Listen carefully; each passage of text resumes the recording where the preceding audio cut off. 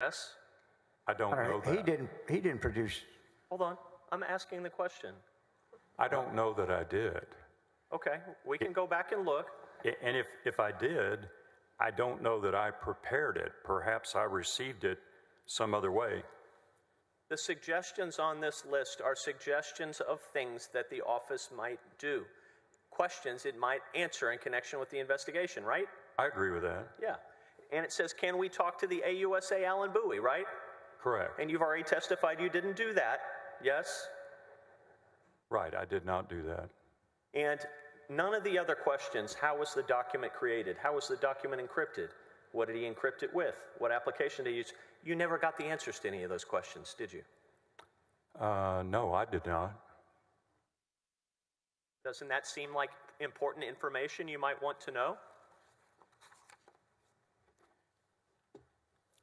No, not based on what I learned on August the 6th. Okay, so I want to fast forward in your mind now to August 12th. We're going in chronological order if you couldn't tell. August 12th, you believe, and your testimony on direct was, you believe Ken Paxton was no longer supporting you, true? That's true. Yeah, and you came to that conclusion after the meeting with Nate Paul and his lawyers at which the Attorney General was present, yes? Based on what the Attorney General said, that was opposite of what he had told me 3 or 4 days earlier. And now, if you would, let's take a look, Mr. Arroyo, at AG 1013.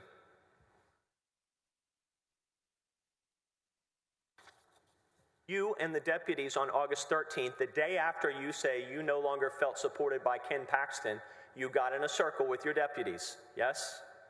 I didn't get in a circle. I briefed Jeff Mateer on what had happened the previous day. When you produced this document in response to a subpoena, you blacked out the top, you whited out the top of it, right? Yes, because I just need an answer to my question. Yes, I did. I redacted it. Yes, and we don't know what's under there because you didn't show us, correct?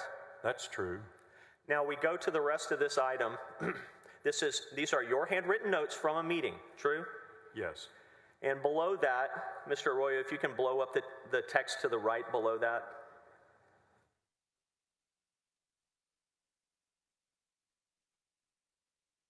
It says, call Dan Cogdill. Yes. That's what you wrote, right? Absolutely. We're talking about that guy? Yes, the guy in the good-looking sport coat over here. It says, ask him if Maxwell and I say go no further with this. Did you call Dan Cogdill? No, we did not, but we considered it. Object non-responsive to anything after no. Sustained. Below that, Mr. Roy, if you could highlight that, it says possible bribery.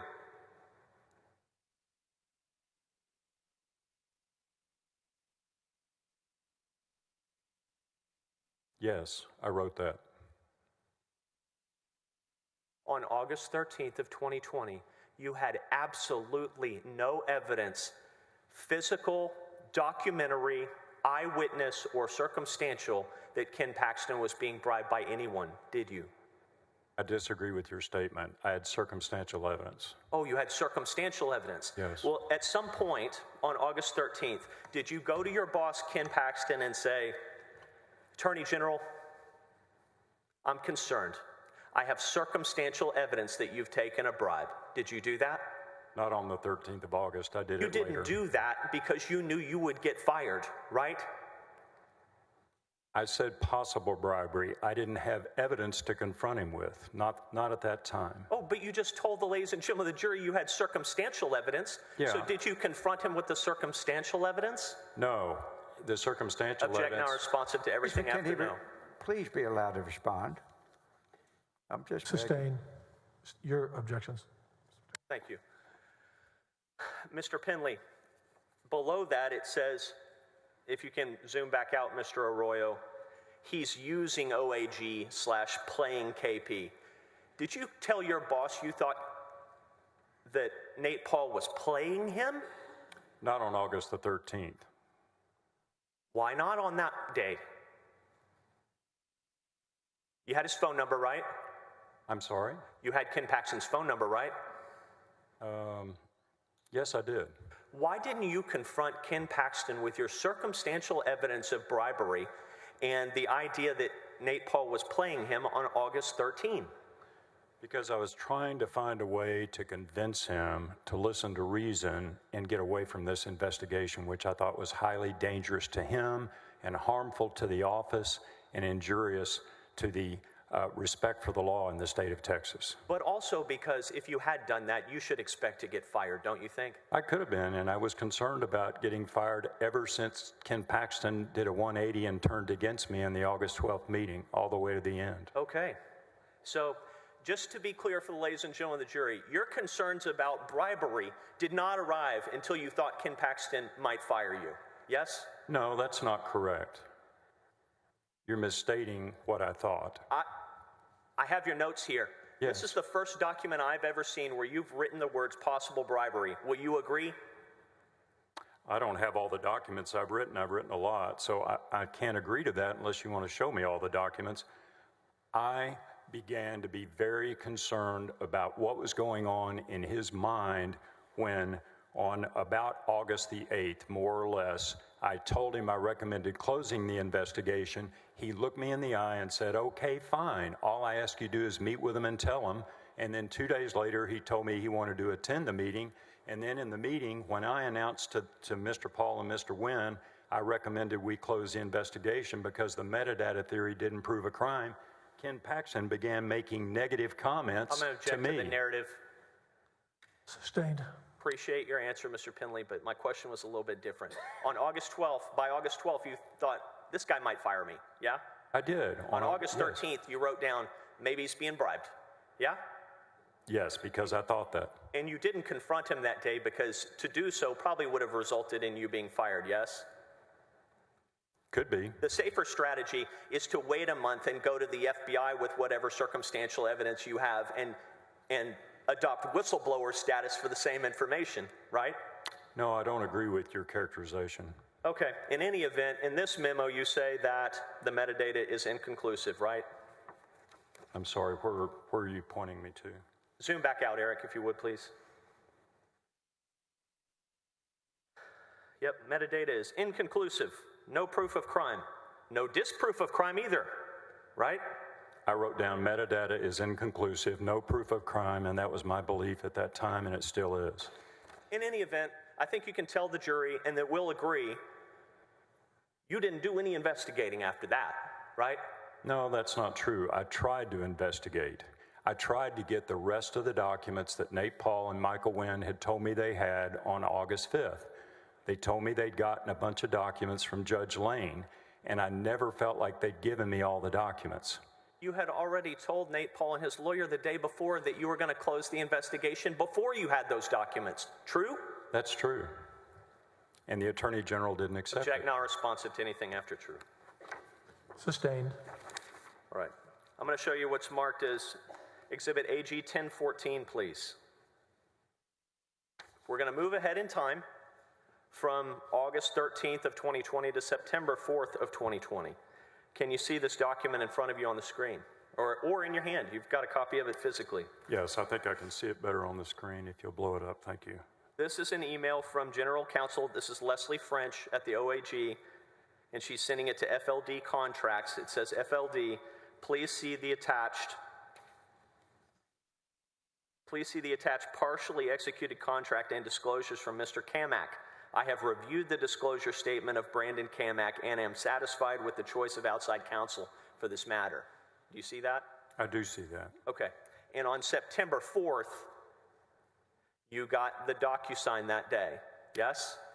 I've said in writing that I got it that day, but now that I've reviewed a lot more evidence, I think I made a mistake, and I believe I've got it for the first time on September the 16th is when it reached my email inbox. Well, that's not what you testified to under oath before the House Board of Managers, is it? That's why I said I made a mistake. Yeah. You're correct. And when you and I think you'll agree, I'm not going to have to pull your transcript out. You testified to the House Board of Managers and their investigators that you got it on September 4th, and then you went on vacation and said, I'll take care of that when I get back. That's what you told them, yes? And now you're telling a different story, yes? Well, you've asked two questions at least. I'll answer it this way if I may. Yes, I told the House managers I thought the date I first received the executive approval memorandum was on September the 3rd or 4th, whatever date is in the transcript. I don't argue with that. I now believe I first received it on September the 16th, so I'm correcting my testimony. Okay, you're correcting your testimony that you gave to the House Impeachment Board's investigators, yes? Yes, that's true. We should believe what you're saying today and not then, yes? Yes. Okay.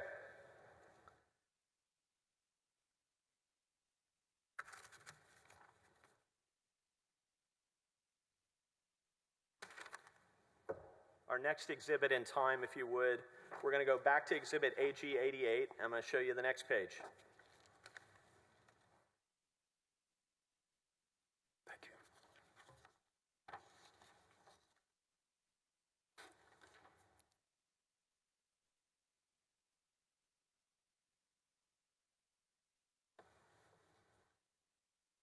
Your Honor, because it was, if I may, because this was a group offer, they're all, of course, Exhibit 88. If counsel could, on each one of these pages where he does it for us, give it some type of identifying so we can know and be able to pull back up later. Well, they're already in. I'll identify it by Bates number if that's okay. So, Mr. Arroyo, if you'll go to the Bates ending in 8.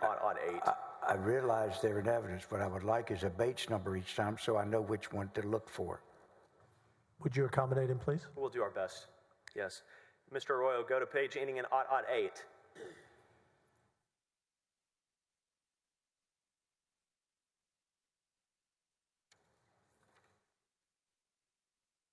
Give me all the text, Eric, if you would.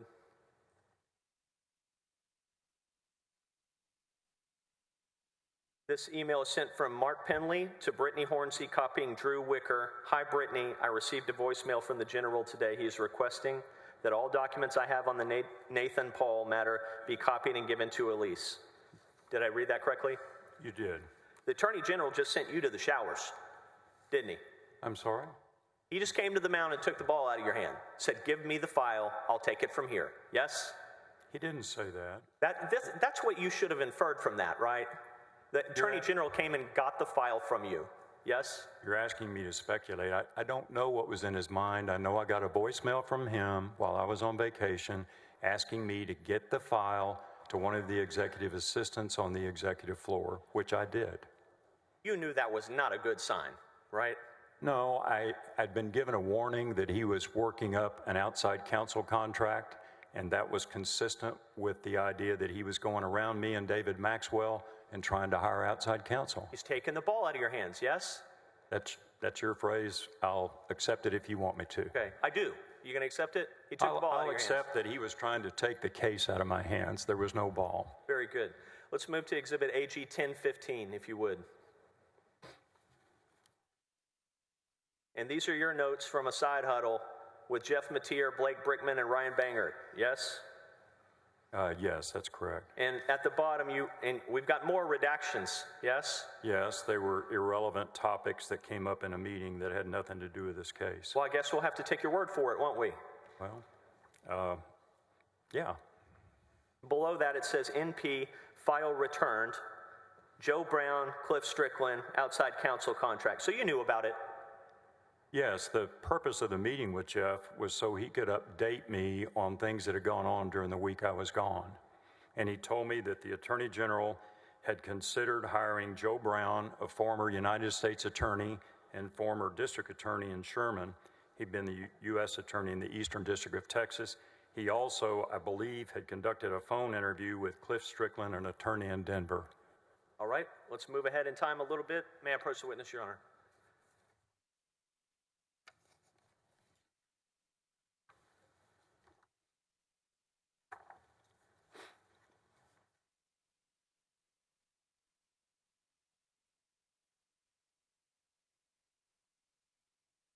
Mr. Penley, I'm showing you what's been marked as Exhibit AG 124. Eric, would you bring that up, please? This is the second referral from the Travis County District Attorney's Office to Brandon Kamak on September 23rd of 2020, yes? Yes. And when you made your report to the FBI, you didn't know about this, true? That's true. And when you, I believe the word you used on direct was apoplectic. Yes. When you were apoplectic about the grand jury subpoenas being served by Brandon Kamak, it was because you believed they were being used for civil discovery in a criminal matter. True? That's true. But in fact, they were related to this second referral in a bid rigging investigation that had been referred to the Travis County District Attorney's Office over to Brandon Kamak. You lost me on the second question. Could you repeat that, please? Yeah, let me try again. The grand jury subpoenas Mr. Kamak was serving were relating to this referral in a bid rigging investigation that had been made from Travis County District Attorney's Office to Brandon Kamak. True? That's not completely true. It's partially true. It's a lot true, isn't it? It's partially true. I'll explain if you want me to. You can do that on redirect, I bet. We'll try. But here's what I want you to understand and I want you to appreciate and agree with me on. You didn't know about this, and the subpoenas that Mr. Kamak was serving were related to this referral. Yes? A, I didn't know about this. I agree. B, all of the 39 grand jury subpoenas he obtained from Travis County did not relate to referral number 2. Part of them referred to referral number 1. Thank you. We're going to move to Exhibit AG 92.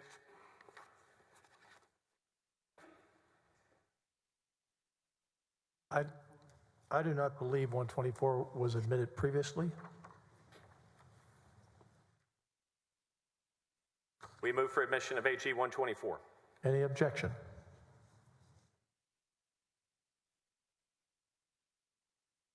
That's the document Mr. Harden, he had been working from before that one you were just handed. He has seen 124, and this is 92. I have no objection. Show that Exhibit 124 is admitted into evidence. And now are you offering another? AG 92, Mr. President. Any objection on this one, Mr. Harden? No, Your Honor. Show that Exhibit 92 be admitted into evidence. Continue. Mr. Penley, after 10 days here in Exhibit AG 92, you admit, or you finally state, I'm not signing the outside counsel contract. Yeah? You said after 10 days. What? You lost me at 10 days. Your testimony today was that you got the outside counsel contract DocuSign on September 14th. You told them you got it on September 4th. Whether you've had it for 10 days or 20 days, you are now finally telling someone, I'm not signing it. Yes?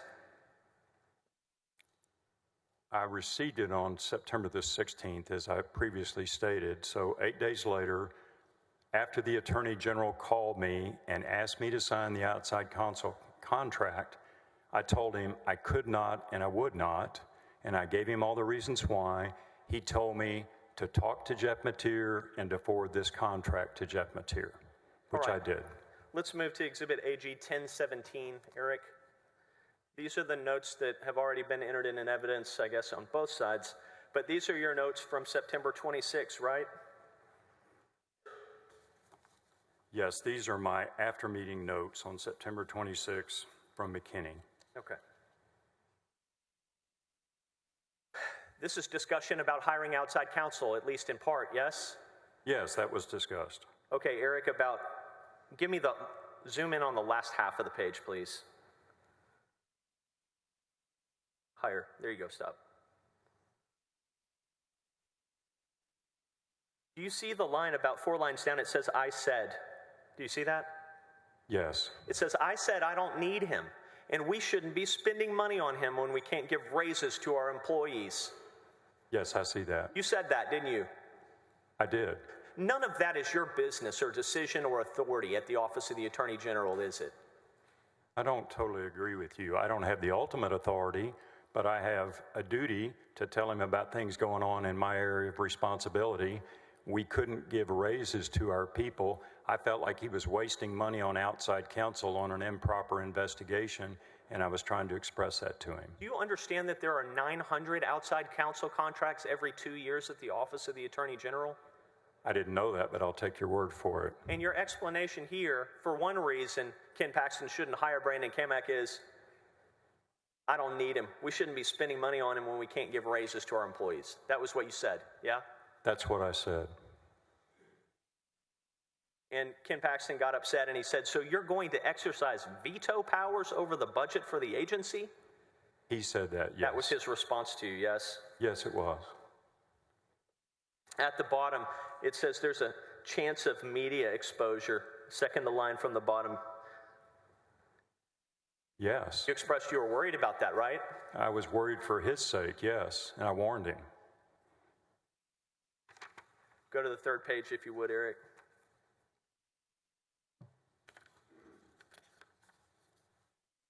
Again, we see on the third page the word inconclusive. The theory advanced by NP was inconclusive, yes? I'm sorry, could you tell me, can you direct me to the part of the page you're looking at? Yes, can you highlight that for the jurors? Yes, it's about 3/4 of the way down. You see the word inconclusive? It says theory advanced by at the beginning of the line.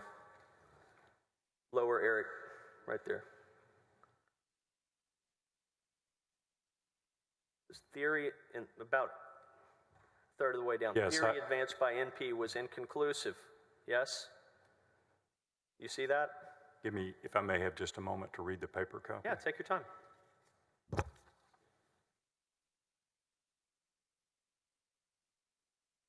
Yes, I wrote that. And toward the bottom of the page, and just leave it there, Eric, it says, I'm willing to hit the reset button and start fresh if they will produce docs, right? Yes, I told him that. You're 3 months into this referral, yes, and you're now telling your boss, I'm willing to hit the reset button, General Paxton. That's Yes? what I told him on September the 26th, yes, after repeated requests for all the documents. Turn the page if you would. Eric, give me the bottom half.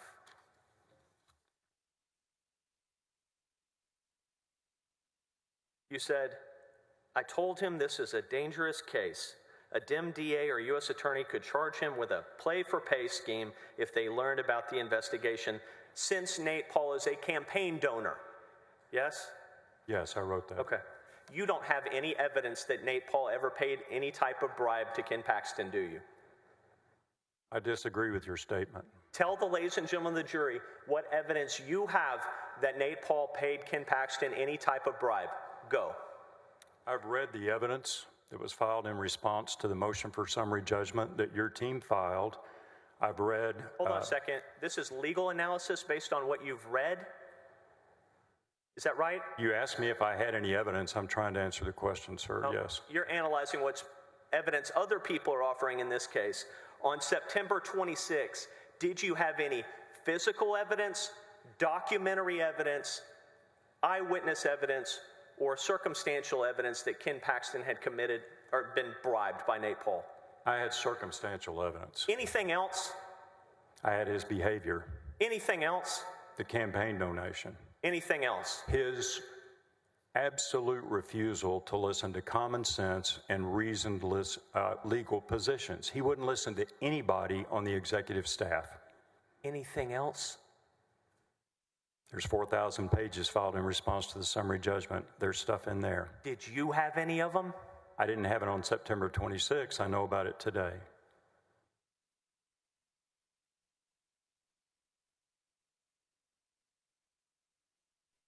The bottom portion of that bottom paragraph says, I gave him the scenario that NP, if indicted, could make up a story and throw him under the bus to the feds. That's what you told him, right? I did. You told him the risk was Nate Paul would manufacture false information that could harm Ken Paxton, yes? That's the way I phrased it, yes. That's what you said and that's what you wrote, yes? Yes.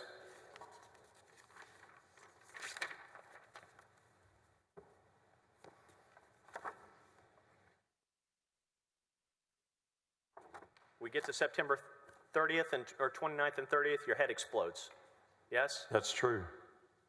Figuratively speaking, I hope.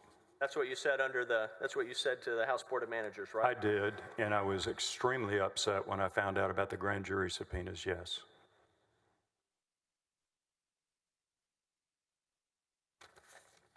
I'm going to show you what's marked as Exhibit AG 50.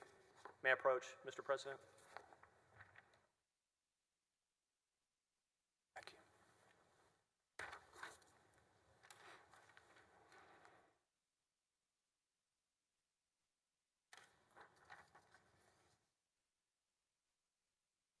Mr. President, we move for admission of AG 50.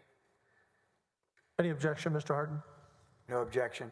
Eric, if you would put that up Admit for me. into evidence, please, AG 50. You signed this, yes? I did, yes.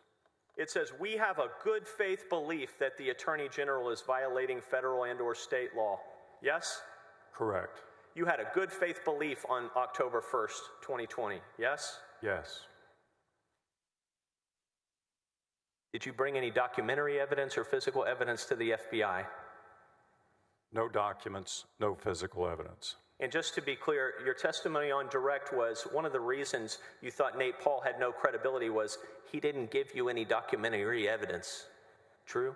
Based on his theory, there was nothing to back up his theory. Correct. Yeah. And so it's fair to say if you had had documentary evidence of any crimes by Ken Paxton, you would have brought them to the FBI when you visited with them prior to this letter. True? I disagree with you. Oh, so you would have sat on it? No. If you had any documentary evidence of a crime by Ken Paxton, you would have brought it to the FBI. Yes? No. No, you wouldn't have? No. This was an initial report by eyewitnesses. And it happened in a hurry. I agree with that. How much of a hurry did it happen in? Well, in one sense, it had gone on for 3 months, but what really took this to a crisis level was learning that Brandon Kamek, or Kamak, I don't know the exact pronunciation, was serving grand jury subpoenas that were designed to help Nate Paul in his civil litigation against his business adversaries. You've testified about that. May I approach, Your Honor? Thank you.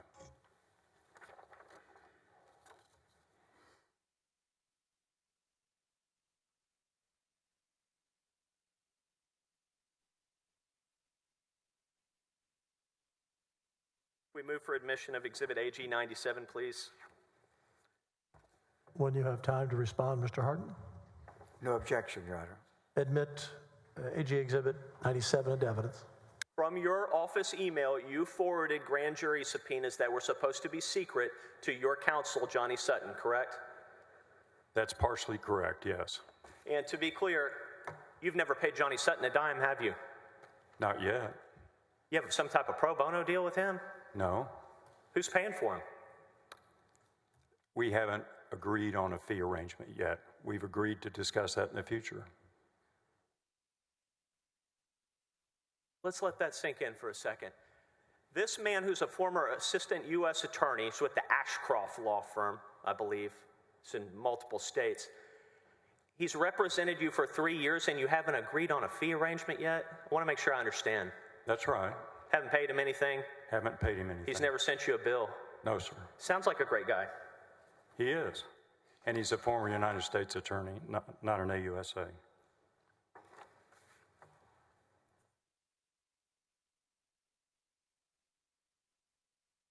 some point in time, you get placed on investigative leave, true? On October the 2nd, correct, by the Attorney General himself. And by that point in time, there was still no file related to your investigation at the OAG, yes? I'm sorry, I didn't hear the full question. Could you repeat? There was no file at the time that you were placed on investigative leave in the OAG system related to the Nate Paul investigation, true? I had a file with my personal notes on the case, but we had not officially opened an investigation file. If you would, Mr. Arroyo, bring up Exhibit AG 1020, please.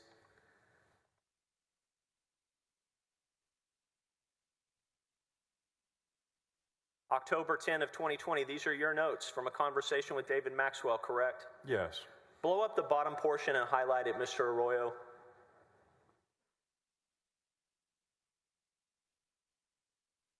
Highlight that bottom asterisk.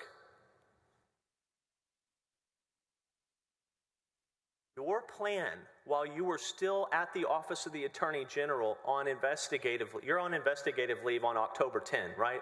That's true. Your plan is to cook up bar complaints on Brandon Kamak, Michael Wynn, and Ken Paxton, isn't it? That was not my plan. It was David Maxwell's plan?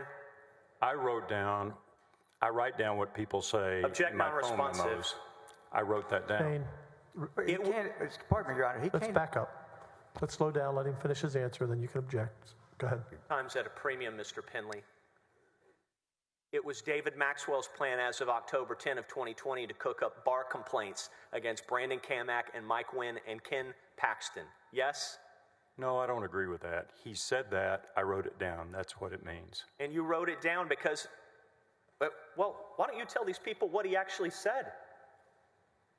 The best recollection, well, I have no independent recollection of these notes, so I wrote down the word cook up.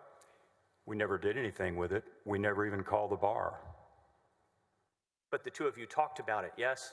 That comment was made on that date, and I wrote it down on October the 10th. Yes, I wrote that down. And toward the top, it says, look at the defense fund, may need a grand jury subpoena, right? Right. That was part of your plan, wasn't it? No, that was part of our conversation, and we were trying to find more links between Nate Paul and Ken Paxton. If you would, Mr. Arroyo, Exhibit AG 1021.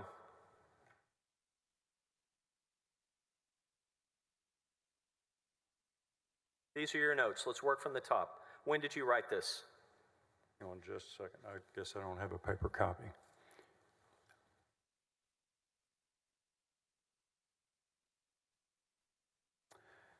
It was sometime after I was placed on investigative leave. I don't know the exact date.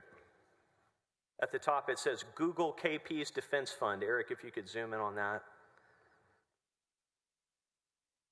See if we can access that document. Who's we, by the way? Some of the whistleblowers. I can't name anybody other than myself. You guys are trying to dig for dirt on Ken Paxton, right? We're trying to find evidence to defend ourselves because we were being unjustly treated. Next paragraph, Mr. Arroyo.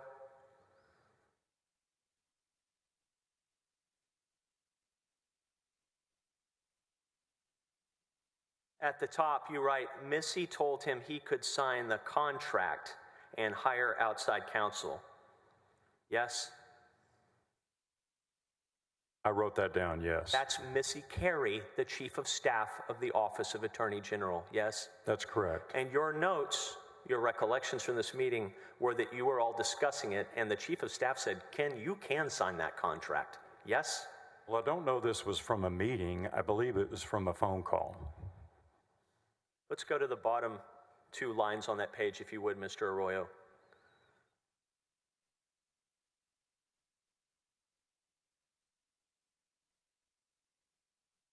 The bottom you wrote, KP must be indicted by spring break.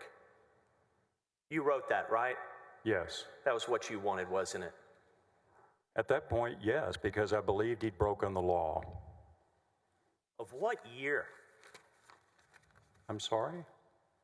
Of what year? The law of what year? Ask the witness. Mr. Hardin, redirect. Thank you, Your Honor.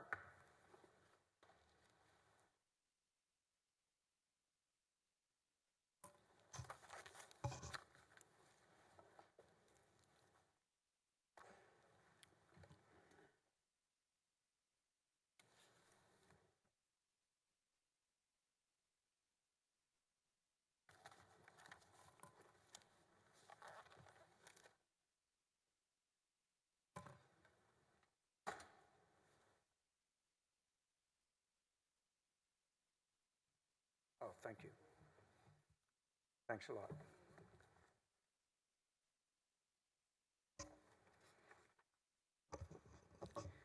Mr. Penley, I'll just take a few minutes with you. Just a few things I want to mention real quickly. But what is your testimony as to whether or not at the time all of this was happening, you had seen the referral that is called the second referral? And if we could put up the front page of AG Exhibit 124, please, Stacy.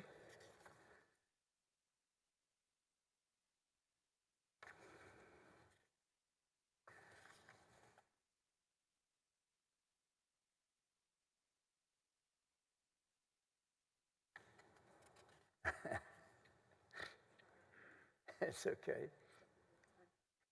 Thanks a lot.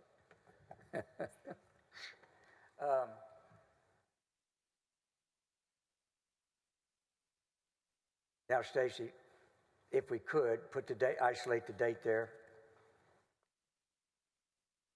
So September the 23rd, correct?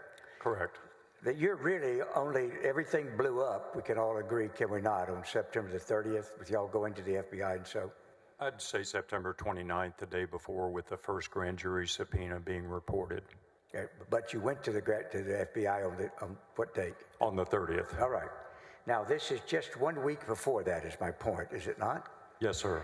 And were you ever, during any of the time this was going on, were you informed that after filing the complaint back in June on the referral, that now after things are, you've been looking at one referral?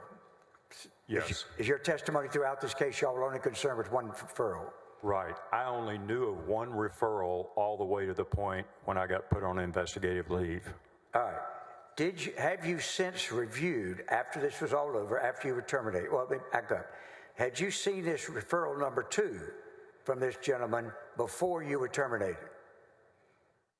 I think I saw it between the time I was put on leave and terminated, which was a month. I think I saw it in between that time. And at the time, now did that lessen your view of, or change your view of Mr. Paul, or did it increase the view you already had reached? It increased my anger at the Attorney General. All right, hold on a second. For doing all this. Hold on a second. I want to move you now to Stacy Bates Stamp.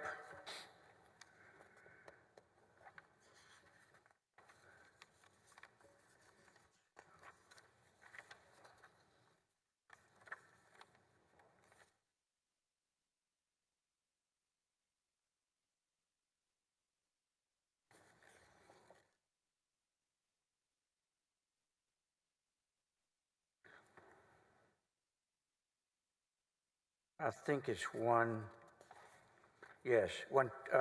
Bates Stamp 2443, please, Stacy.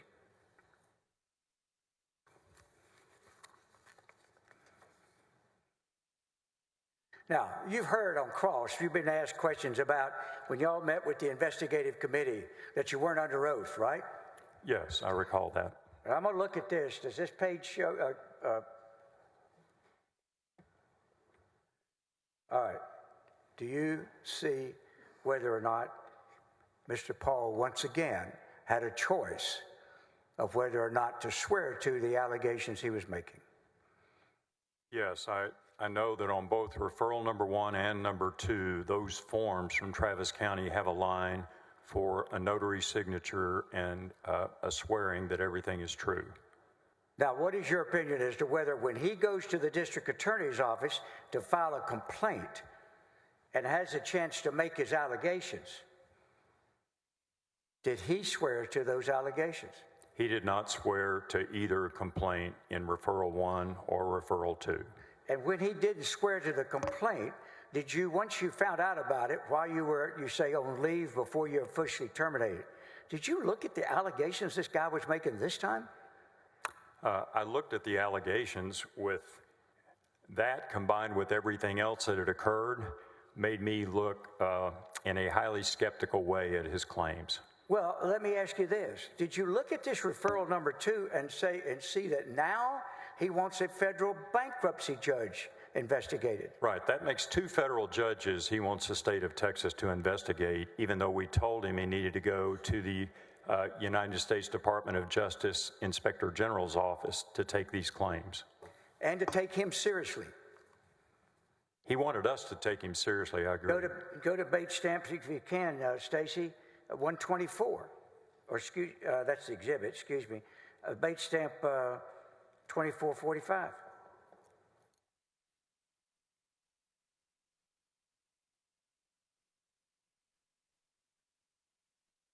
I want you to look at how many people now does he want an investigation of. For instance, look at on page 2445, let's scroll down. Will you just read out the names of the people he now wants y'all to investigate in addition to the people he wanted you to investigate in the original referral? Yes, sir. Brian Hardiman, Slow down. Do you know who Brian Hardiman is, one way or the other? I do not. Next one. Will Hardiman. Do you know who he is? I've read that's Brian Hardiman's son. Do you know who Christopher Dobson is? No. Are you aware that's opposing counsel in the case that he's in litigation with? No, but I'm not surprised. Stephen Benish, do you know who that is? I do not. Do you know who Jason Cohen is? I do not. Do you know who Mark Riley is? I don't. Do you know that Mark Riley is engaged in a civil lawsuit with him? One moment, Counselor. Yes, Can sir. we take out that information, please, on addresses? Pardon me? Just very briefly, Mr. Yes. President, assuming facts not in evidence, I didn't hear what you said, I'm sorry.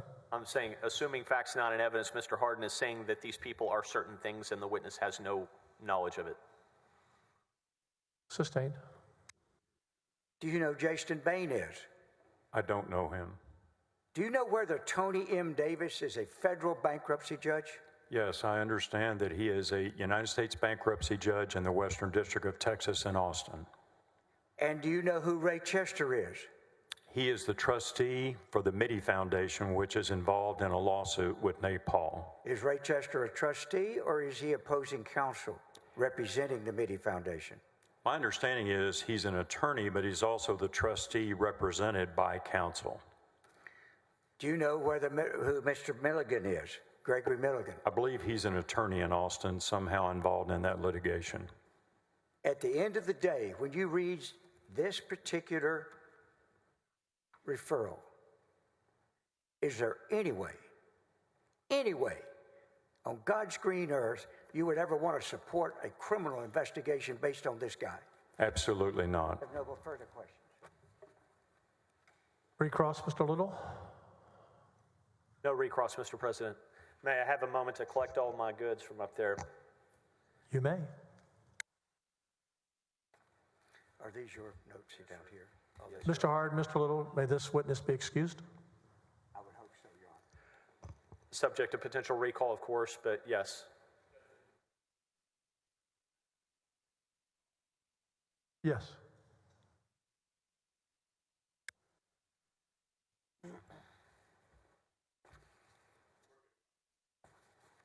You may step down. Thank you.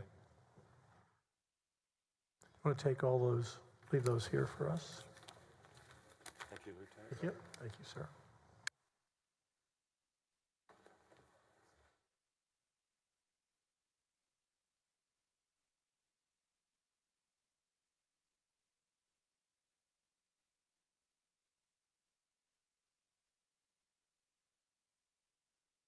Who's the next witness?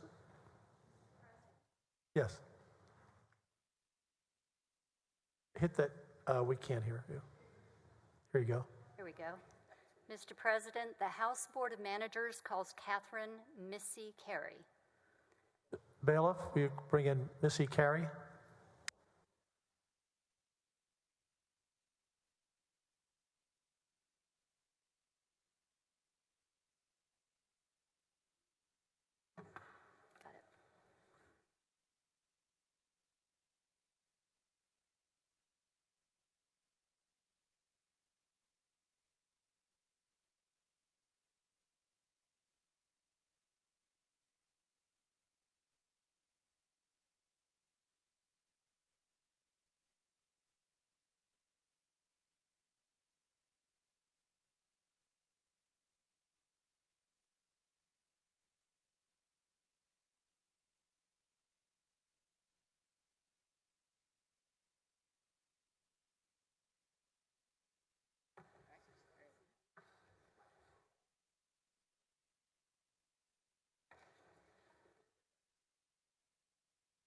Would you raise your right hand? Take the following oath. I do solemnly swear that I or affirm that the evidence I give upon this hearing by the Senate of Texas of impeachment charges against Warren Kenneth Paxton Jr. shall be the truth, the whole truth, and nothing but the truth, so help you God. I swear. Please be seated. Counsel, will you give your name for the record? My name is Therese Boos. You may begin. Hey, Mr. President. Good afternoon. Good afternoon. Would you please state your full Hold name? on. Both of you are going to have to get much closer to the mic and speak up a little bit more. Yeah. No, it's the acoustics are not Yes, great sir. in here. Is that better? I can hear you. It's a big room. Can you hear me? Yes, ma'am. All right. Would you please state your full name? My name is Catherine Minter Carey, although I sometimes go by Missy. Is that a name your parents gave you? It's a nickname. My sister and I were Missy and Prissy growing up, and, I got the better end of that deal, so. So which name do you go by? I think everyone here would know me by Missy. All right.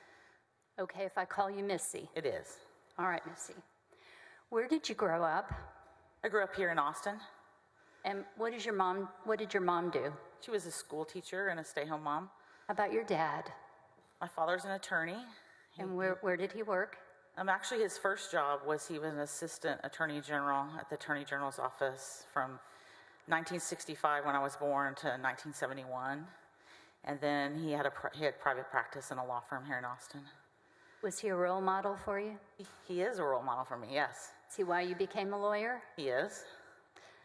How about the Attorney General's office? It just, when I was a kid, he would take me up there. I was probably kindergarten or first grade, and it was like the scene from Mad Men, if you know the TV show. It was a cool place, and it was what I always wanted to be. So where did you go for undergrad? I started at Hollins College, which is a girls' school in Virginia, and then I transferred to Texas A&M, where I graduated with What's your degree in? In political science. Where'd you go after that? I went to law school at St. Mary's in San Antonio.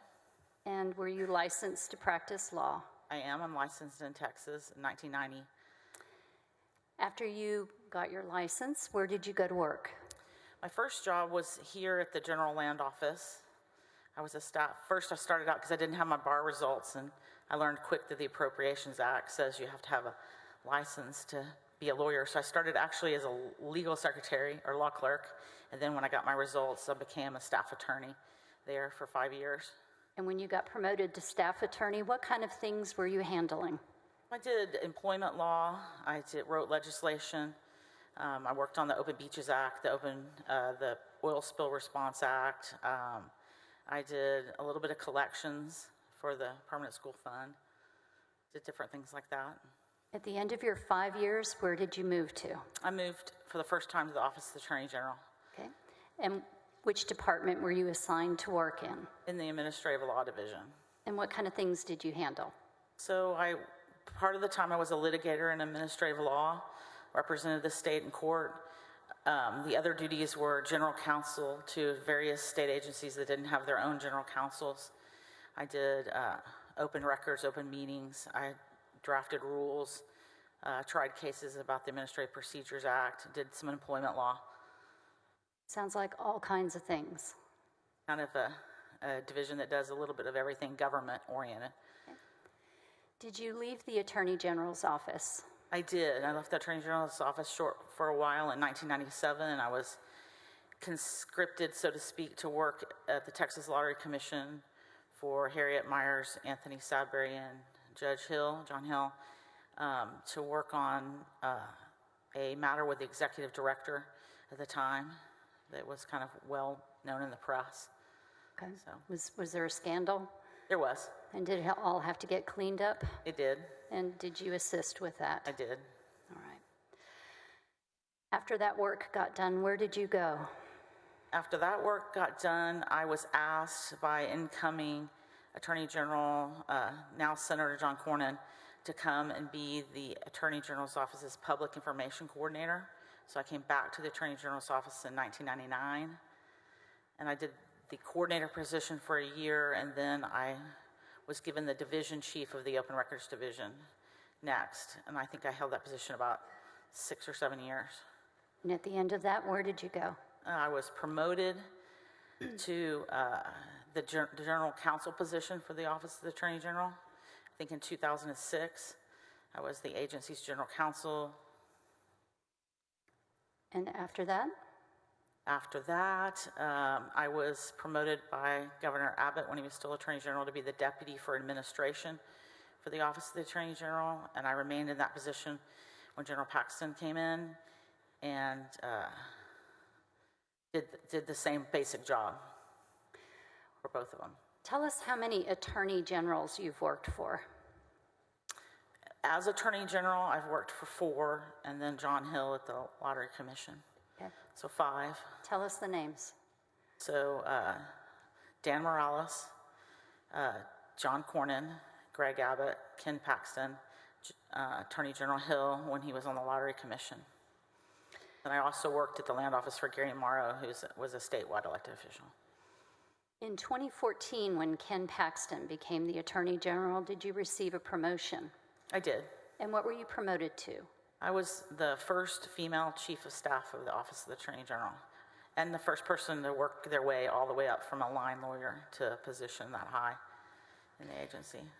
And who did you report to in that position? I reported to Jeff Mateer, who was the first assistant. Well, actually, probably it was Chip Roy first. I can't remember. It was the first assistant, whichever one was there first. And eventually to Jeff Mateer as Indeed. first assistant? I think Jeff was their chief of staff, yes. Okay. May I have Exhibit 553, please?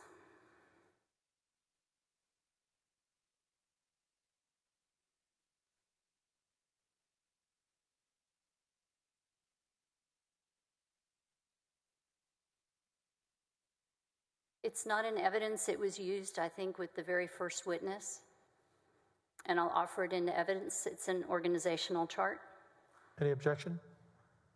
No objection, Your Honor. And I don't have a copy, but what's the number? It's 553. 553 into evidence.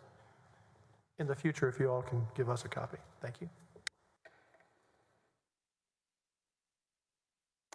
Can you see the chart, 553? I can. Okay. And what year is this chart reflecting? This chart, even though it's dated September 2020, I think reflects the organization as of September of 2019. Okay. And have the names changed a little bit during the time that you were there? I'm interested actually in the divisions and the deputies, the slots. Can you, looking at the far left of the line of executives, can you tell us, as chief of staff, during the period of time that you were working with Ken Paxton as your assistant, as your attorney general? Start at the left, if you would. So there's a different org chart that's now come up on the screen. This organizational chart is the chart from 2019, before September 1st, 2019. And I'm happy to answer the question. I'm just not sure which chart you want me to answer the question for.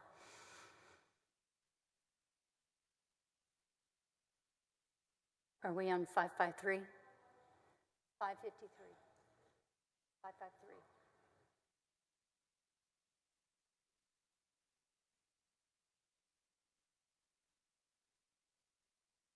I'm interested in the divisions. Can you, I understand. Can you? Oh, which chart are you interested in the divisions on? There's 2 organizational charts, and it's different, actually. How about the one that we're looking at right now? Does that help? That helps. Yes? Yes. All right. Let's start at the far left of the chart. Okay. And can you tell us which divisions you supervised and spent the most time with? The first assistant supervised all the deputies. However, Mr. Starr and I sort of split the deputies by areas of our expertise to assist Jeff in his management of the deputies.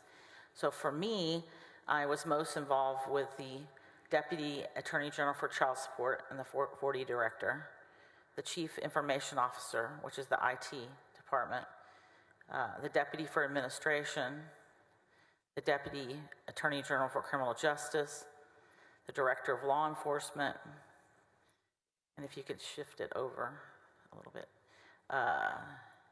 And that would be all there. And then if you look above, directly reporting to me was the agency's Public Information Coordinator, who I oversaw. And then I also helped the first assistant with the ombudsperson and the internal auditor. When you retired, how many years had you spent with the Attorney General's office? Just the Attorney General's office, somewhere over 20. Okay. 25, probably. 20, well, probably 20. And during the time that you were there, would you say you developed certain areas of expertise? I did over my career develop certain areas of expertise, yes. And those particular areas, do you actually teach? You teach other people about them? I have taught other people in the past, yes, about my areas of expertise. What kind of places have you taught at? I mean, I've taught at CLEs, I've taught at the National Association of Attorneys General. I was one of their instructor faculty. I've taught about how to run an Attorney General's office, how to fund an Attorney General's office, what do Attorney Generals do. I've consulted with other Attorney Generals across the country about their Attorney General's offices. I've taught ethics. I've taught contracting. I've taught administrative law. I've taught open records many times, open meetings, administrative law in general. And how about writing? Have you published any publications? I have. I've published law review articles and other writings, both about employment law, procurement law, administrative law. I'm board certified in administrative law. I'd like to go forward to 2018, if you would. All right. Okay. What building were you officing in at that time? My office in 2018 was in the Price Daniel building, which is attached to the Supreme Court on this side of the street. What floor? The 8th floor. And who officed around you? My office was directly next to the first assistant's with his assistant in between us. And on the other side was the conference room and then the Attorney General.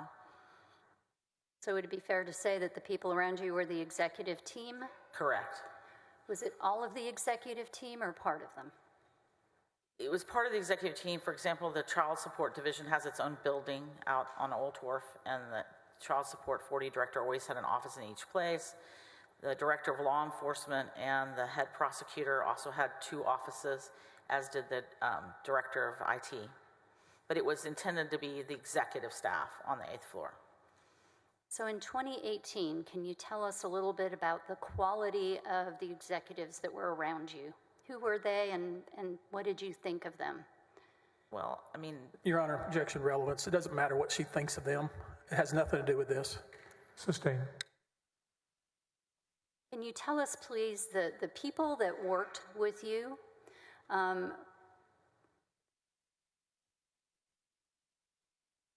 did they mirror the policy choices of Attorney General Paxton? Your Honor, again, relevance. Object. Would overrule this time. They did.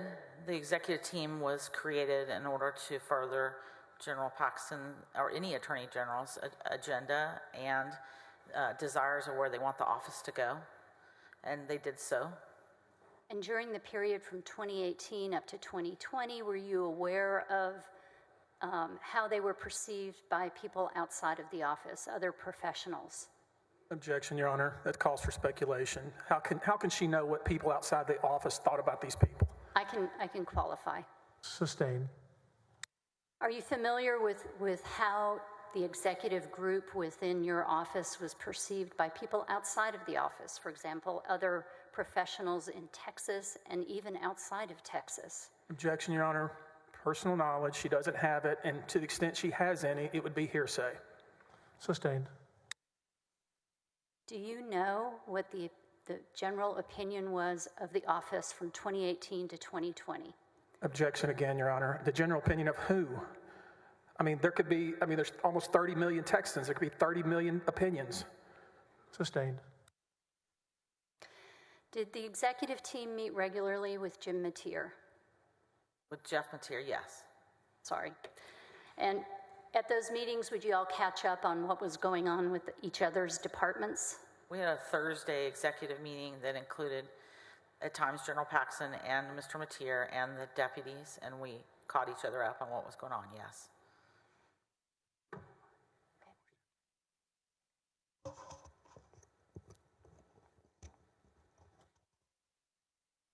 Can you tell us what General Paxton's involvement with the day-to-day operation of the office was? His involvement was similar to most other attorneys general.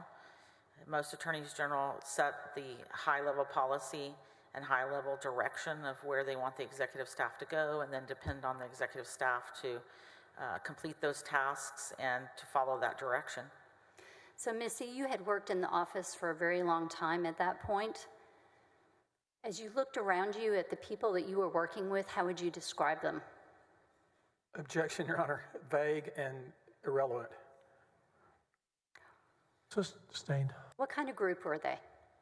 Again, I have no idea what that means. What kind of group were they? It could be anything. Vague.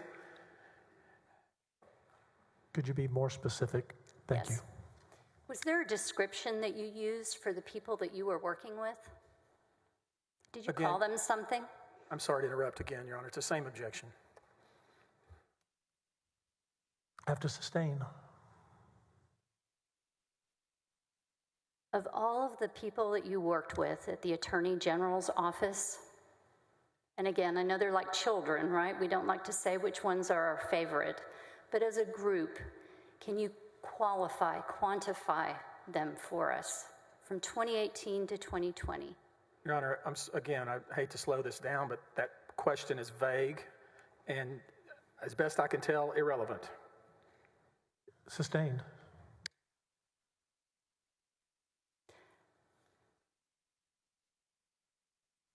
Describe your office for us in 2018. Is she, again, vague? Is she talking about the building? I'm not sure what she's talking about, vague. Yes, Counselor, can you be very specific? Yes. Can you tell me a little bit about the people who worked around you from 2018 to 2020, your executive team? It's a compound question, objection. She's asking about multiple people. We don't know who she's talking about, but to the extent it's more than one, it's compound. I can take them one by one. If counsel wants me to do that, we can do that. You're on the clock. Yes, I want you to do that. Ask a specific question. Okay. Sustain. Be specific.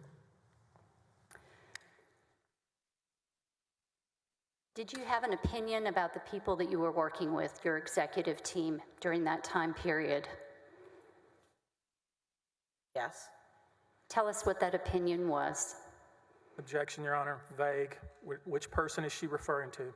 I'm referring to the entire executive team that we've talked about. Yeah, we can. I'm sorry to do this, but she can ask, what's your opinion of Mateer? To the extent that's even relevant, probably not, but this is very vague, and to the extent it's not vague, it's compound. I'm going to overrule. You can ask the question. You can answer what your opinion was of the overall team. You can answer the question. My opinion of the overall executive team was that they were incredibly professional. They were committed to General Paxton's agenda, and it was a credible set of legal minds. Was part of your responsibilities working with and supervising the security detail group? Yes and no. Mm-hmm. I did not supervise the security detail because they work for the Department of Public Safety, but I did liaison with the security detail as one of their points of contact, myself and Jeff Mateer. Okay. How about the scheduler? The scheduler did not report to me, reported to Jeff, but I did help at times with questions and things with the schedule. I want to talk with you specifically about spring of 2018, okay? Yes. All right. Was there an incident that caused you some concern? Yes. And I want to talk about that. Can you tell us where you were when it happened? I believe you're referring to an incident at the Galaxy Cafe. I am. Spring of 2018, I was at the Galaxy Cafe on West Lynn eating lunch by myself. They have very small tables that sit 2 by 2, very close to the person who's sitting next to you. I was alone eating lunch, and there was a man and a woman sitting to the table directly next to me, probably within 3 feet away. And they were having a conversation, and the woman of the group was sharing what I perceived to be very Objection. personal. I'm sorry. She's about to repeat hearsay. I object to that. Sustained. As you sat and listened to the conversation, did you overhear some information that you felt was inappropriate? This question calls for speculation and also hearsay. I object. Sustained. As you sat and listened to the conversation, how did you feel? Objection, relevance. Doesn't matter how she felt. I mean, that has nothing to do with this case. Sustained. As you sat and listened to the conversation, did you decide to do something? Objection, vague. I'm not sure what that means, Your Honor. Will overrule. What did you do? After listening to the conversation, I took a photograph of this person and took it back directly to Attorney General Paxton. And why did you do that? Excuse me, can you move closer to the mic? Yes. Thank you, Ms. Carey. And why did you do that? Because I felt the conversation was, Objection, hearsay. I'm not asking for hearsay. I'm asking what her concern was. That's not what the question was, Your Honor. I asked her, Would you repeat the question? yes, you took a picture of the woman. Why did you do that? I wanted to talk to General Paxton about it, what I saw. Is security of the Attorney General something that you as an employee were very concerned with? Always.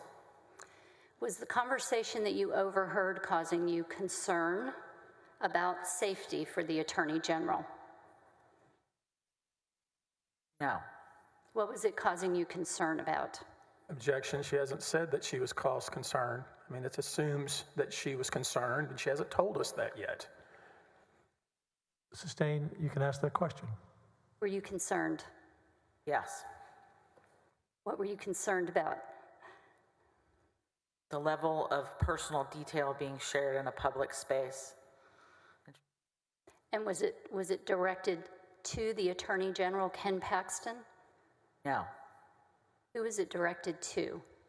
It was directed to a man who I did not recognize at her lunch table. Okay.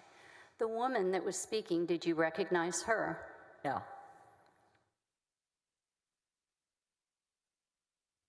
Did you do anything further before you left the restaurant? No. Did you monitor the woman as she was leaving the restaurant? Objection, leading. Sustained. What did you do? She's already said she did nothing else, Your Honor. Asked and answered.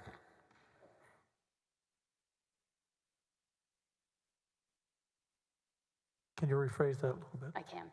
Before you left the restaurant, did you try to get any additional information about the woman? I looked at the car she was driving when we were leaving at the same time. And what kind of information did you get about the car? I noticed the kind of car it was, the color, and that it was a car purchased in San Antonio. Okay. You had the picture in your phone, you had the car information. What did you do with that? I waited for a time when I could talk to General Paxton privately, and I talked to him privately about what I'd witnessed. Okay. Tell us what you told him. Objection, hearsay. It's not offered for the truth of the matter asserted, Mr. President. It's to show the effect on this witness and the actions that she took as a result of it. Overruled. What did you tell General Paxton about what you heard? Basically what I just told the court, and I asked him if he knew who she was. What information did you relay to him about what you had heard? I relayed to him that I was sitting at lunch alone in the Galaxy Cafe, and I overheard loudly a conversation between two people, and that the details that were provided by this person were surprising to me and of concern, and I wanted him to know about it. Specifically, what details were you concerned about? This is hearsay, Your Honor. You've already ruled on that. Sustained. And I'm not offering it for the truth of the matter asserted. I'm trying to show why she's doing what she's doing. If it's not offered for the truth, then it's irrelevant. Sustained. When you talked with General Paxton, how did he respond?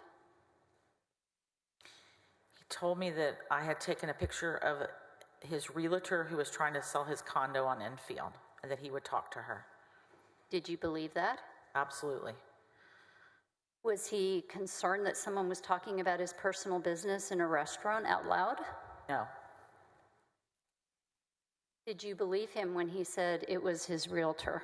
Yes. Objection asked and answered. Overruled. Did he provide a name for that person? No, he did not. All right, let's come forward now to May of 2018. Did you have an occasion to go to an official function in San Antonio? Yes. And did you see someone there that you recognized? Yes. And who was it that you recognized? Same lady I'd seen in Galaxy Cafe. Okay. A realtor at an official function? What kind of function were you at? Was at a National Association of Attorney General's reception, a happy hour, cocktail hour. Okay. Did you get the name of that person? He was wearing a name tag. And what was the name? Laura Olson. Okay. During the course of the spring and summer of 2018, did you come to learn what the relationship was between Laura Olson and the Attorney General?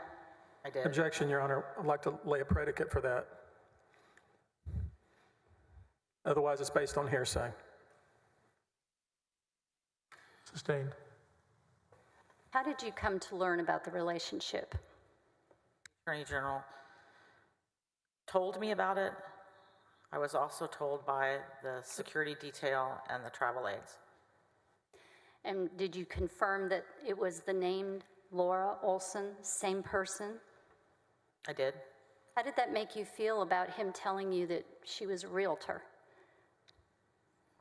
Surprised. That he had lied to you? Yes.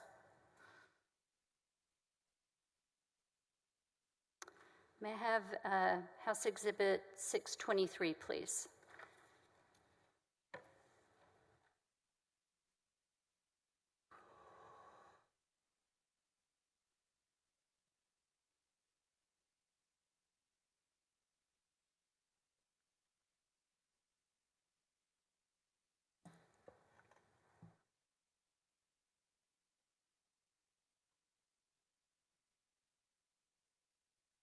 Would offer State's Exhibit 623 into evidence. Mr. President, it's a public record. Your Honor, Do we need to redact any of this? I would think so, Your Honor. This is like a speeding ticket or something. The information that's going to be put up is going to be redacted. It has been redacted. Not my copy. Yeah, nor on mine. I don't think we should be using this private personal information about anybody talked about in this trial. The hard copy will be redacted. What's going to be shown has been redacted. I don't know what they're going to show. Oh, can you show us the redacted copy? Because ours is not redacted, nor counsel.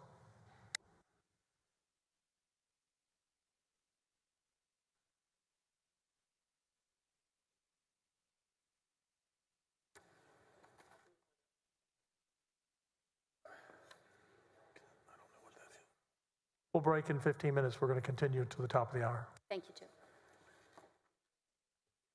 I'm sorry, we're not. I said we're going to break in 15 minutes at the top of the hour. You may stretch your legs if you like, senators, but we're going till the top of the hour.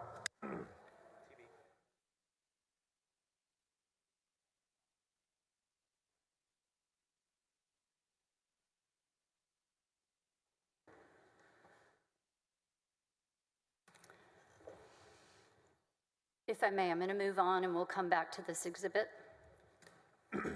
Okay, we'll come back to that exhibit. Continue.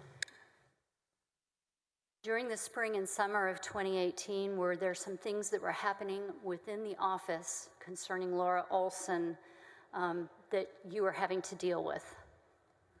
Yes. Specifically, were there problems with morale? Yes. In which areas of the office were you having difficulty? Travel aides, security detail, Mr. Mateer. How about the scheduler? To the witness, can you repeat that? We couldn't hear you clearly. The travel aides, the security detail, and Mr. Mateer was my answer, Your Honor. Let's talk about the travel detail. What kind of problems were you having to deal with?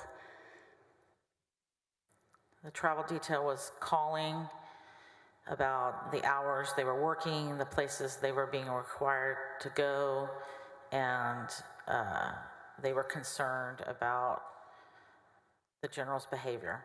Okay. How about the bag man? What is a bag man?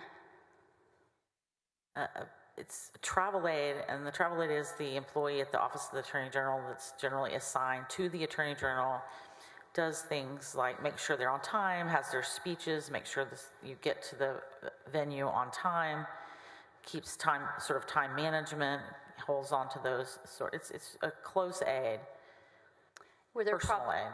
Were there problems with the bag man as well? Yes. What kind of problems? Complaining about the hours worked, the hours worked that weren't state business, expressing those concerns to me because I approved their leave or required them to take particular kinds of leave for non-state business events. What kind of complaints were coming about the hours? Too long hours, no vacation, odd hours. Were there complaints about security concerns? Your Honor, I'm sorry to interrupt. We're talking about 2018. We are? Some complaints in the office from 2018 that has nothing to do with any of the articles of impeachment, I would object to be irrelevant.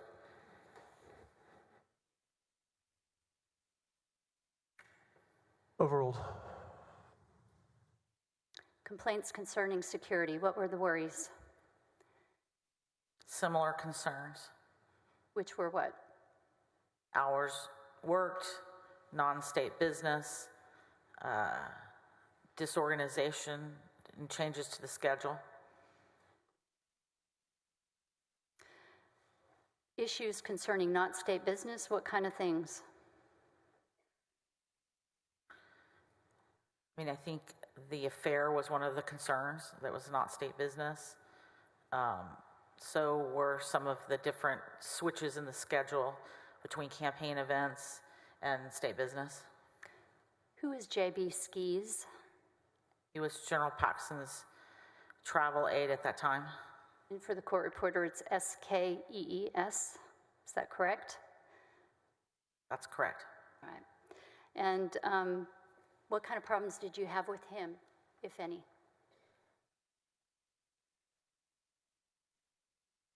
I personally didn't have problems with JB. JB quit unexpectedly and refused to tell me or Mr. Mateer why. You ever had that happen before? I have not. Okay. Were there issues with the Attorney General's wife that you were having to deal with as well? At some point in time, Mrs. Paxton was calling the office, asking about the schedule or asking where he was, and the staff was uncomfortable sometimes answering those questions, and they were complaining about that. Why would they be uncomfortable? Objection, speculation. Sustained. Do you know what caused them to be uncomfortable? Only what I was told. And what was your understanding? This question is going to be relating hearsay, which you just set it up as hearsay, so I object hearsay. Sustained. With a problem like that, with the problems that you were having concerning morale, what did you do?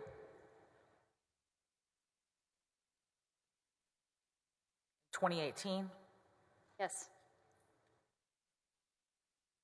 I talked to Mr. Mateer.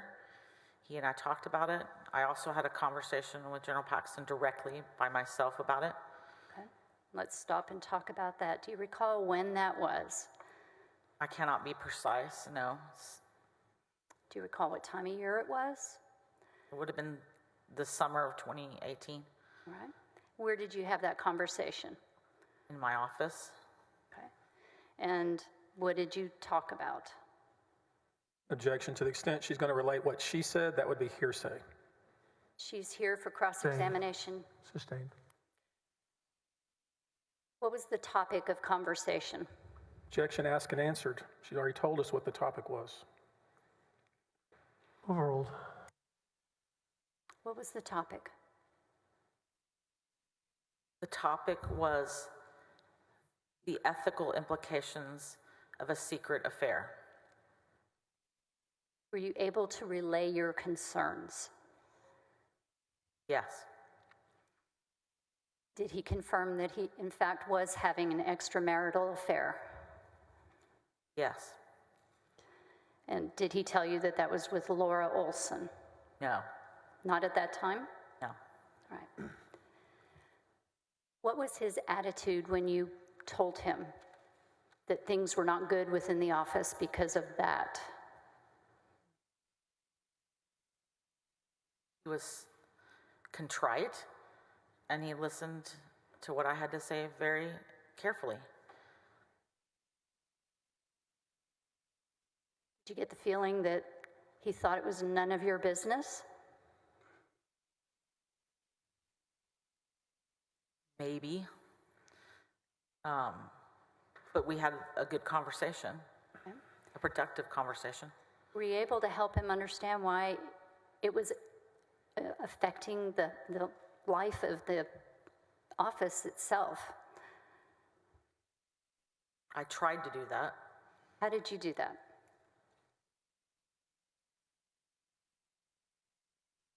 We talked about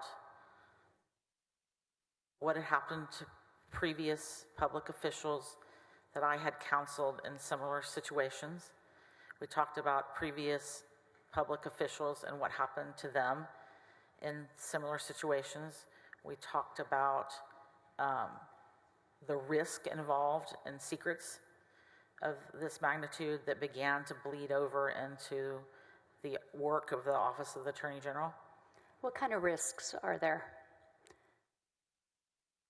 I mean, there's ethical risks, there's political risks, there's legal risks.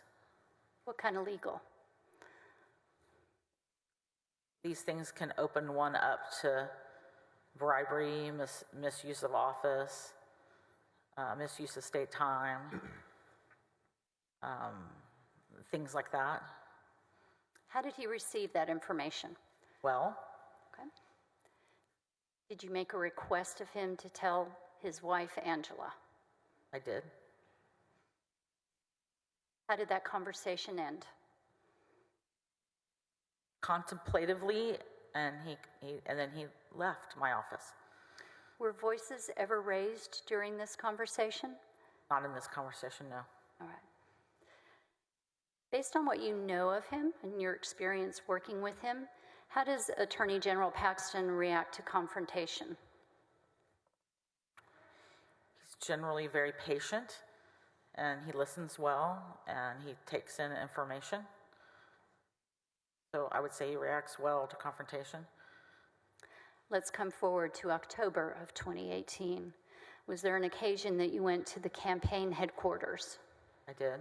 Right. I think that was actually September of 2018. Okay. And Twice. who is present at that time? Gordon Berry, Jeff Mateer, Brantley Starr, Ben Williams, Mark Rylander, I think, perhaps, myself. And I'm not sure, I could be leaving somebody out, but that's the ones that stand out. Okay. And what was the occasion?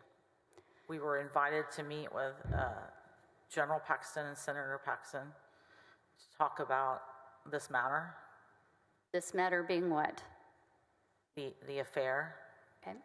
Would it be fair to say that General Paxton confessed the affair to all of you? I think that'd be a fair characterization. Okay. Did he apologize to all of you as a group?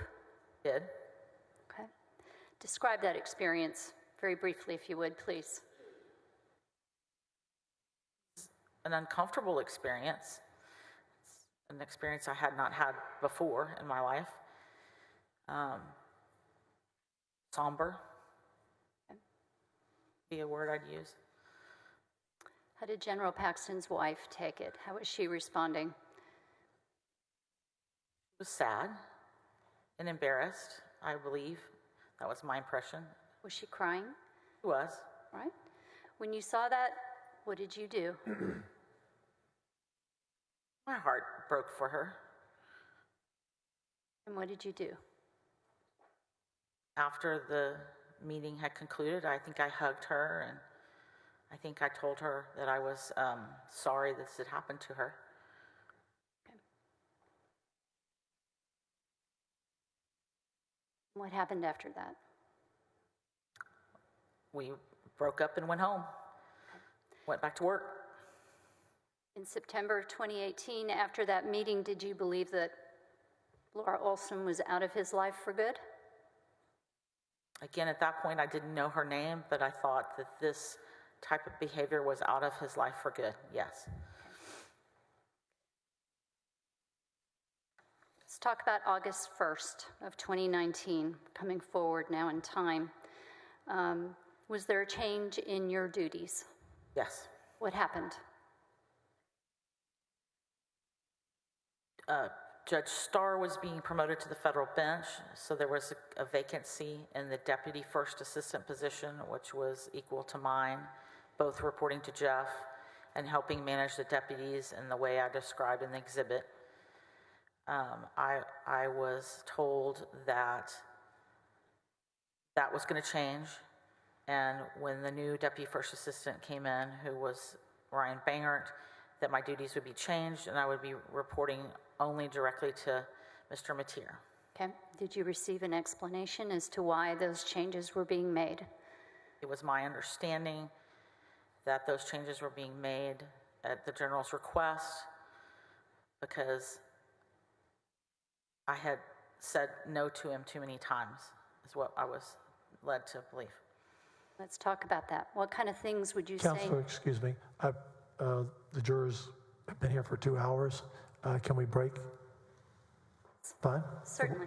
Members, come back at 3:20. 20-minute break. Stay right here, sir. You can stay.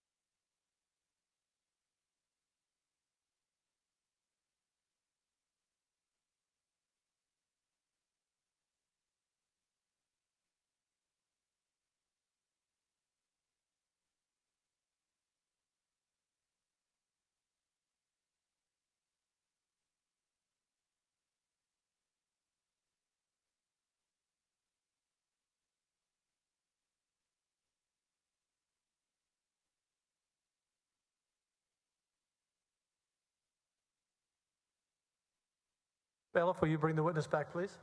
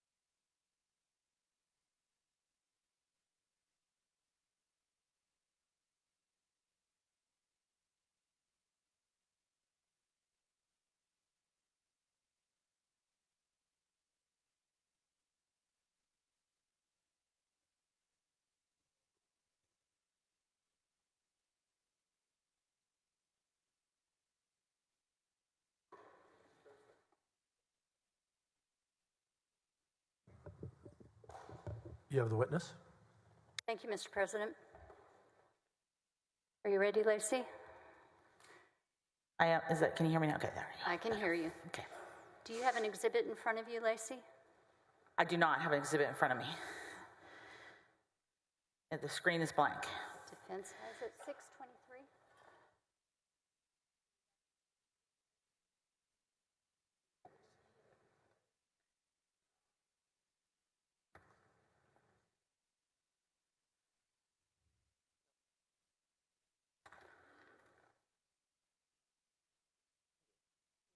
You did. I ignored you.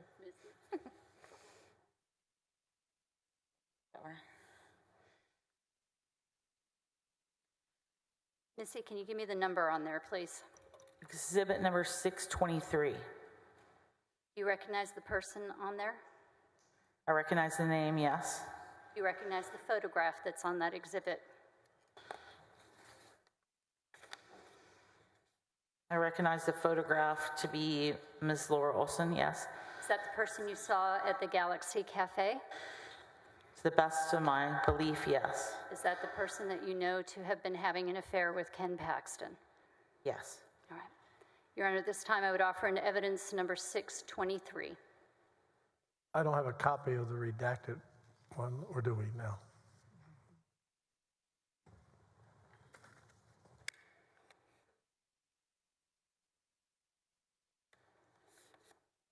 I'm not sure if we, is it 4 pages? Yes, Your Honor. It's been the second to redacted on it. Okay, thank you. Is there any objection? No, Your Honor. Admit exhibit number 623 into evidence. Thank you. The photograph that you took in your phone of the woman at the Galaxy that we now know to be Laura Olson, what did you do with it? I deleted the photograph at the general's request. Did he ask you to do that when you first talked with him about the woman? He did. When he told her it was his realtor? He did. All right. I want to come forward now to the summer of 2019. Were there continuing to be problems within the office, the type that we had talked about already? Those problems began again, yes. Okay. Who were you hearing from? I'm not asking you what they told you, but what people within the office were talking with you? Travel aides, Mr. Mateer, the security detail. Were there problems that were happening outside of Austin? Yes. All right. Was there a further conversation that you had with Ken Paxton concerning the affair? Yes. Did you learn that the affair was continuing? From Objection, speculation, Your Honor. Sustained. Thank you. Did you learn that it was continuing? Objection, speculation, Your Honor, and anything that she would have learned. Let me finish, It's please. been ruled. Excuse me. Anything she might have learned, would it be based on hearsay or speculation? Sustained. Did you have a conversation with Ken Paxton during that time period? I did. That'd be the summer of 2019? Correct. Let's talk about that conversation. Where did it happen?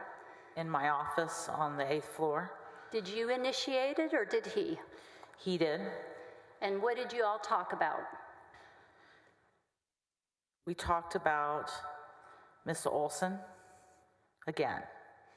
And did you learn that the affair was continuing? Yes. Did he tell you that? Yes.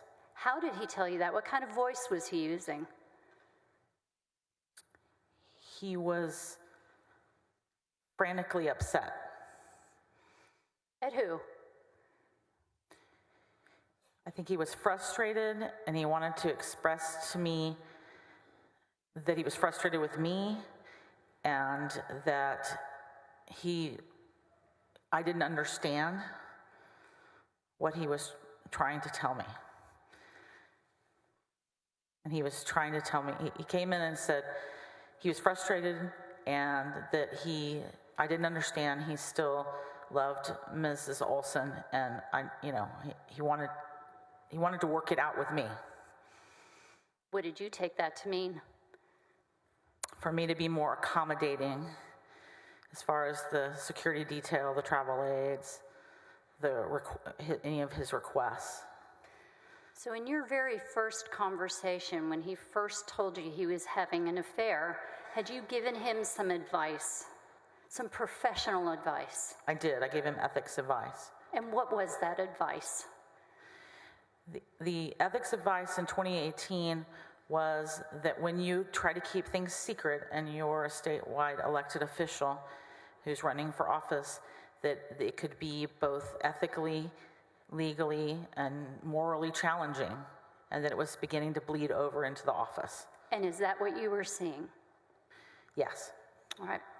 Your second conversation in the summer of 2019, did you give him some similar advice? I gave him the identical advice. All right. Did you tell him that he needed to get his life in order so that the office could get back on track? I did. And leading and hearsay. Sustained. What did you tell him he should do? Objection, hearsay. It's not hearsay, Your Honor. She's the declarant, and Mr. Busby knows she's available for cross. He can have time with her when I'm Overruled. done. You can answer.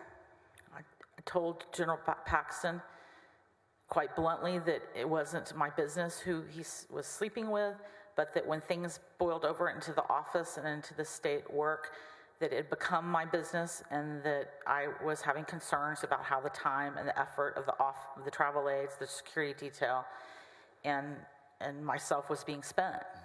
And I want you to tell us what his demeanor was when you told him that. He was angry with me. How could you tell? He raised his voice loud enough that it was heard outside my office, even though the door was shut. He was, his hands were waving. He was red in the face. He was upset with me. How did that conversation end? He stormed off out of my office. He ended the conversation. Now, you mentioned that your duties had changed. Were you still managing all those different departments? I was until September 1st of 2019. So at that time of the conversation, was still helping manage those departments. Okay. I want to talk a little bit now about outside counsel contracts. Is that an area of your expertise? It is. When I was the general counsel of the Office of the Attorney General, it was my duty to process those, read them, approve them. I wrote the administrative rules regarding those contracts. I wrote the contract form, so I'm very familiar with the outside counsel contract process. In your time at the Attorney General's office, have you approved and actually evaluated a few or many of those contracts? Thousands of those contracts. All right, so you're very familiar with them. I am. Do people come and talk to you and ask questions about outside counsel contracts? They do. In fact, they ask you about a lot of things in that office, don't they? They do. All right. All right, I want to talk a little bit about the rules, because there are rules within the Office of Attorney General, are there not, for approving those contracts? There's a procedure that's published on the agency's website, and there's also the administrative code, Texas Administrative Code 1 TAC, Chapter 57, that's related to outside counsel. Let's talk just a minute about the procedure. Within the Office of Attorney General, when one of those contracts is being drafted up, what's the approval process, very quickly? For a contract for the Office of Attorney General? Yes. Those contracts are generally initiated by the deputy that's interested in having the contract. It's routed through a sort of an audit procedure, which is called the Executive Approval Memo. Down in the General Counsel Division, the form is filled out with the pertinent information. There's a contract number that's established. It's put into a computer system, and it's reviewed for the requirements of the Appropriations Act and the rules. Is there a requirement that there's some kind of finding concerning the best interest of the state? I think what you're referring to is in the Appropriations Act, Article 9, Section 1601A. There's a requirement before you can spend appropriated funds on an outside counsel for the state. A determination needs to be sent in writing to the controller that the contract is in the best interest of the state and that can be paid. Is there also a requirement that the attorney who's being hired be qualified There is. for the particular job at hand? There is. And do you have to have money allotted for the contract? Yes, it helps. That's part of it the helps to have procedure? money allotted for the contract, yes. All right. So you Unless have to- the attorney's working for free, but the forms that were used within the Attorney General's office during this time period, are they the forms that you designed? they are. And the procedure where everyone has to sign off, all the different levels, was that something that you worked up? Something I was involved in working up, yes. Okay. And it's computerized now. Was it always that way? It was not. It used to be in paper with a routing sheet on top. All right. Are applications for those types of contracts given identifying numbers when they're going through the process? They are. And is that important?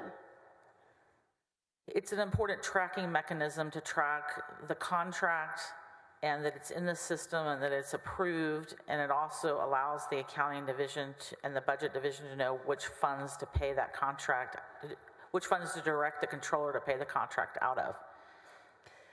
Missy, can you tell us when you first heard the name Nate Paul? Not with precision. The first, Ballpark. probably 2019, and I heard that name come up in the weekly updates from David Maxwell and Mark Penley. Were those at the meetings of all the deputy chiefs? At times, and there were also private meetings at a regularly scheduled time with Mr. Mateer and myself and that particular deputy. And what was the context of hearing that name? What was going on? I was aware that at first, Objection. I'm sorry, Your Honor, to interrupt. This is based on hearsay. Objection, hearsay. Not offering it for the truth of the... Sustained. Missy, when you heard the name Nate Paul, what was it in context to? Your What Honor, was it just- related to? Can I finish, please? It's the same question, hearsay. Objection. I'm not offering it for the truth of the matter asserted. I'm trying to show the context in which she's known that name. It's not an exception to the hearsay rule, Your Honor. It's hearsay. Sustained. Sustained. When you heard the name of Nate Paul, did you do anything? Were you involved at all? no, I was just listening Okay. to the updates. At some point, did you become aware of a contract? Objection, Your Honor. Hearsay. I'll You reword just it. said she wasn't involved, and I'll she reword heard it. about it, so everything she knows about it, somebody told her. I'll reword it. At some point, did you become aware of a contract that had been set aside for Brandon Kamek? Yes. When did you learn about that?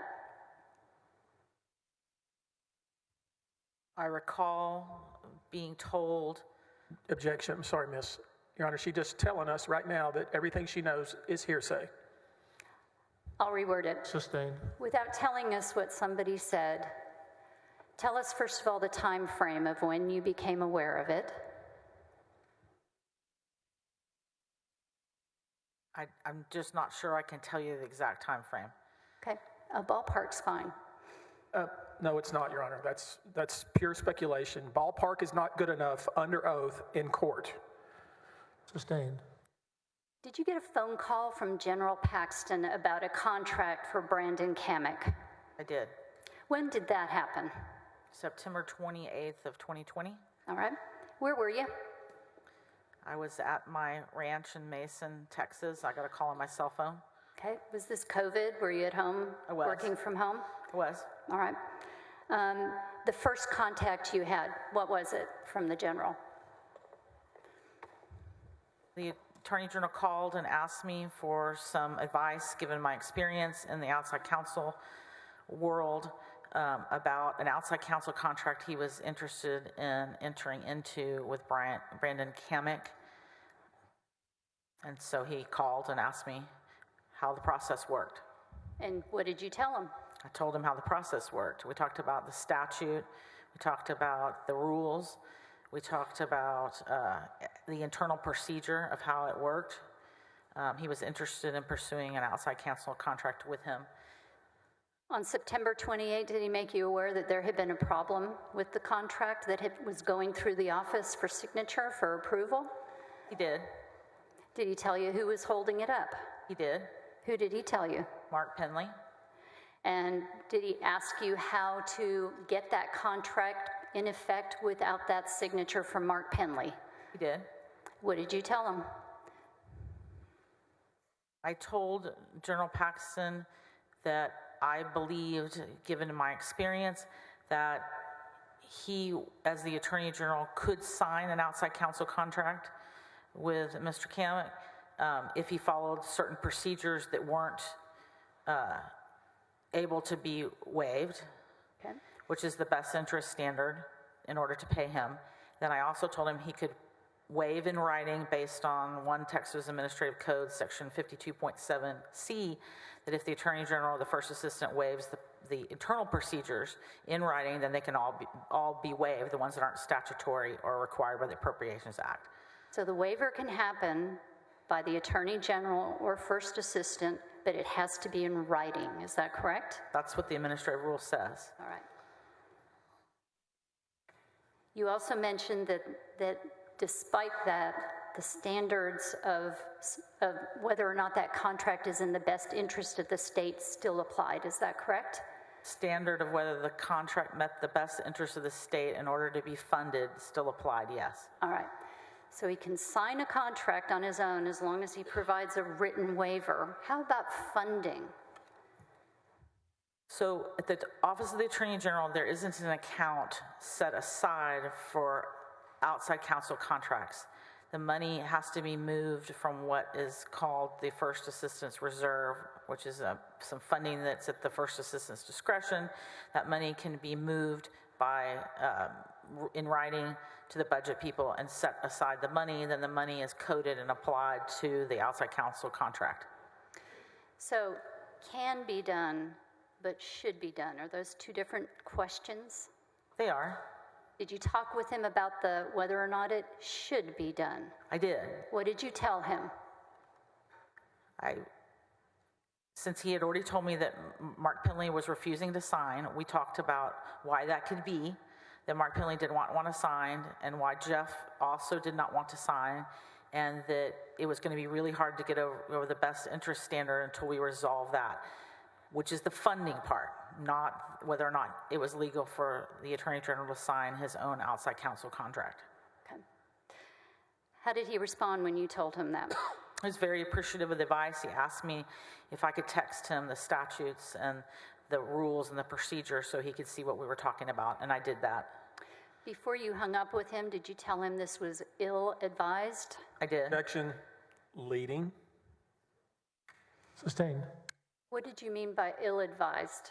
In your opinion, what does that mean?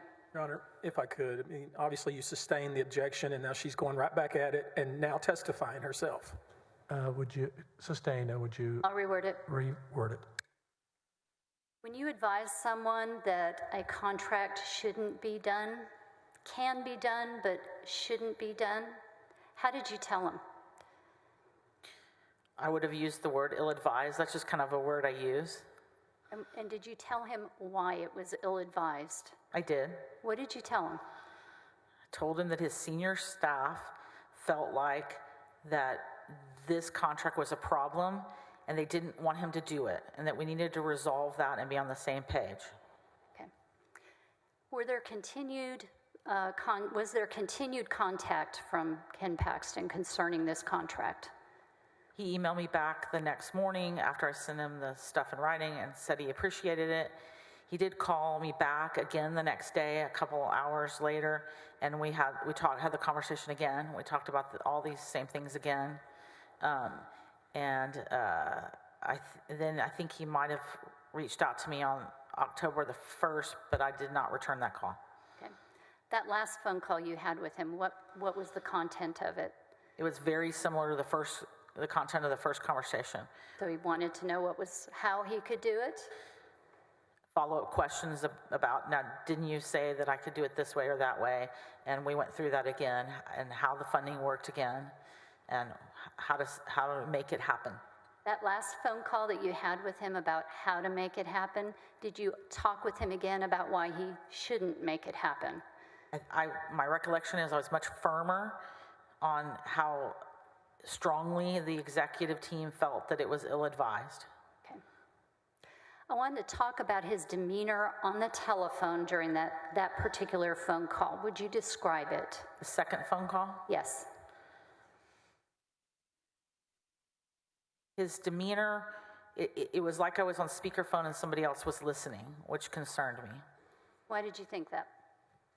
Your Honor, I'm sorry. I'm going to have to object. This is rank speculation, and I object under 602. Overruled. You've known him for how many years? Since 2015.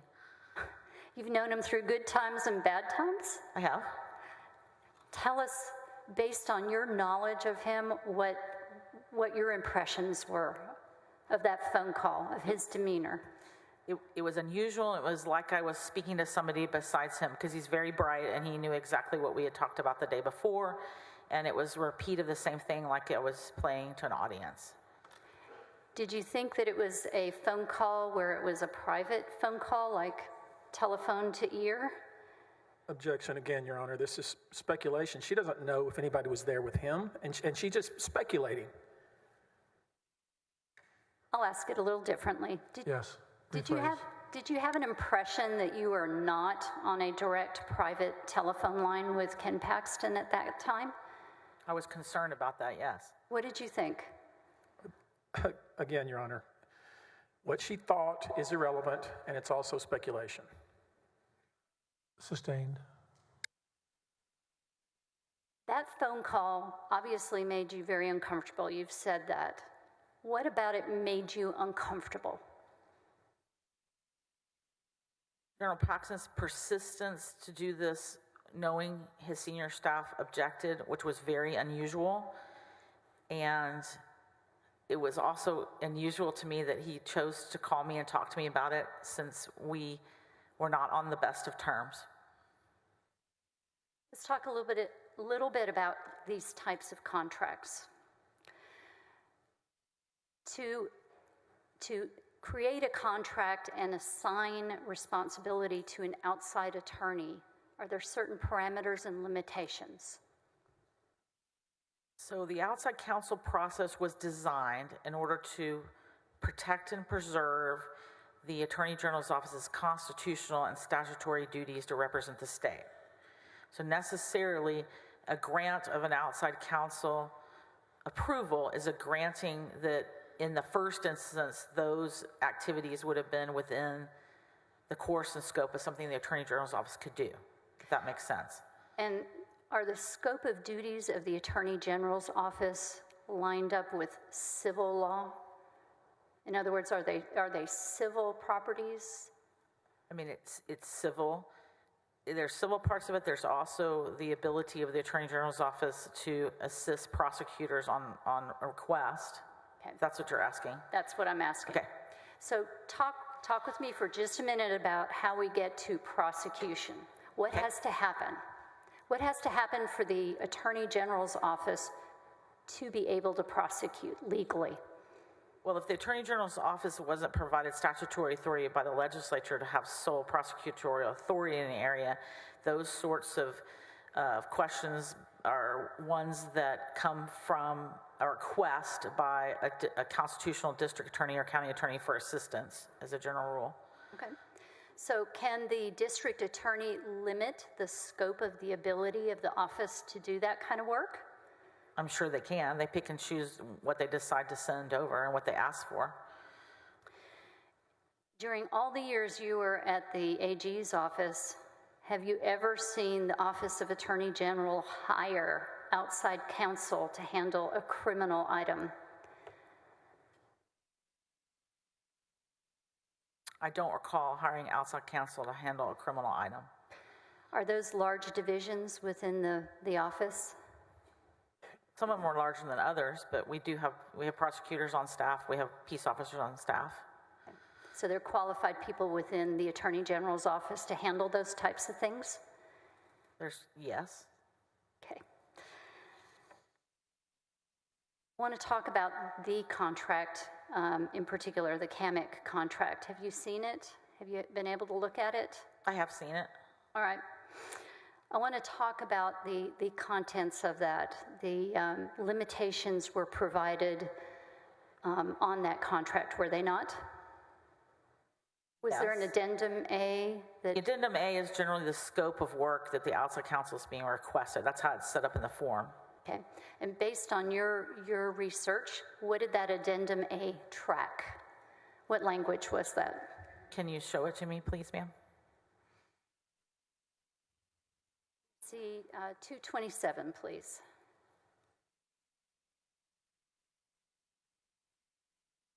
It's in evidence.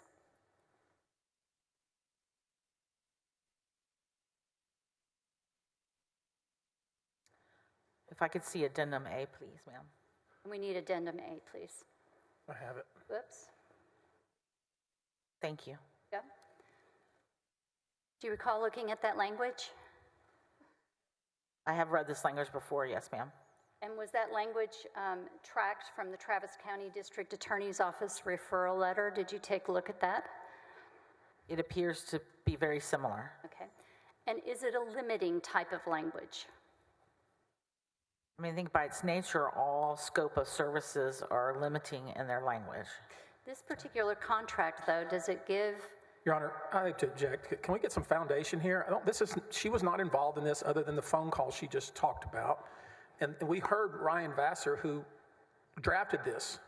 So this is all something she learned later, and she shouldn't be up there testifying about it. Missy, do you have a lot of experience in these contracts? I'm talking about this particular contract, Your Honor. She just asked it again.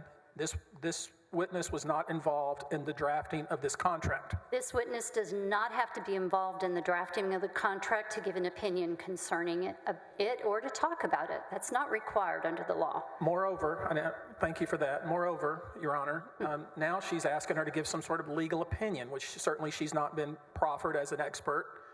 They don't have any experts in this case. She's a person who teaches. This is an area of her expertise. She's talked about the thousands of contracts that she's looked at and approved. Just settle this. I'm going to overrule. Continue. Thank you, Mr. President. Can you repeat the Take a question? look at addendum A, and there's a limitation in there concerning the ability to do what? What is it authorizing Brandon Kamick to do? Let me take a second to reread it, please. Certainly.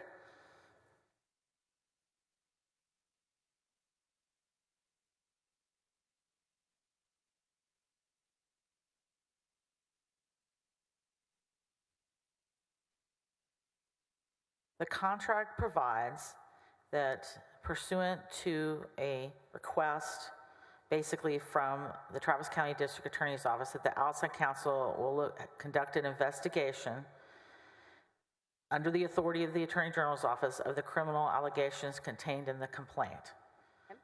It says to conduct a review, does it not, in the very does. first paragraph? It does, a review and Of the allegations. a review of the allegations, and then the third paragraph, conduct an investigation.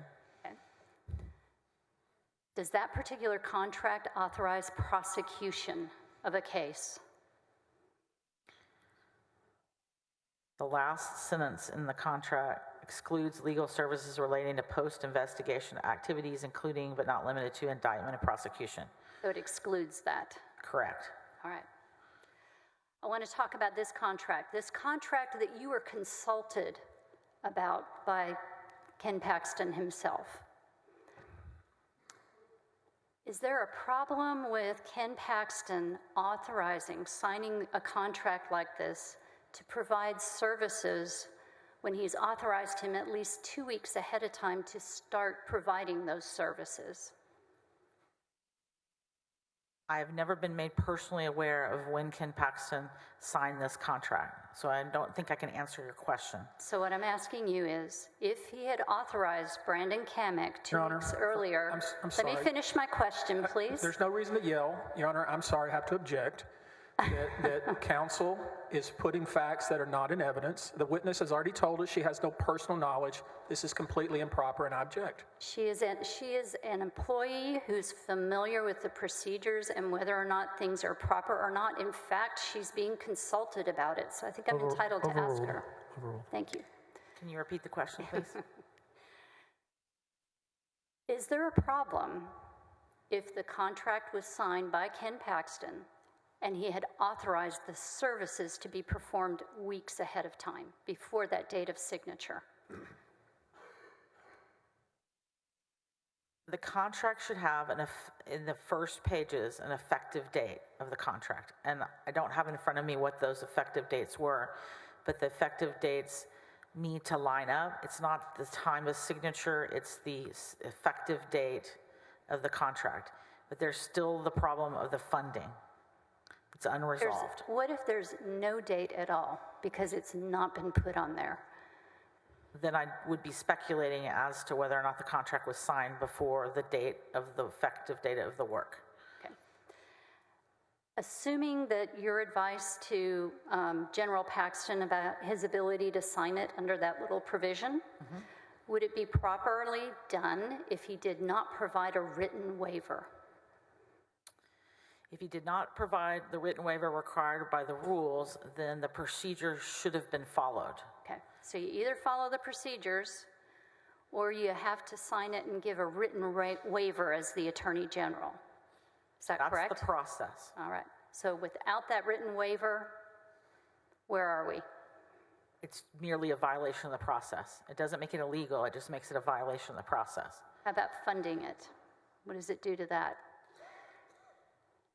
Without the proper written indicators to the controller, they're not going to pay the invoices, even if the money's there. The Addendum A talks about a referral from the Travis County District Attorney's Office. If General Paxton had added a second referral and told Brandon Kamek just do the whole job, is there a problem with that, with a contract that's not authorizing the work to be done?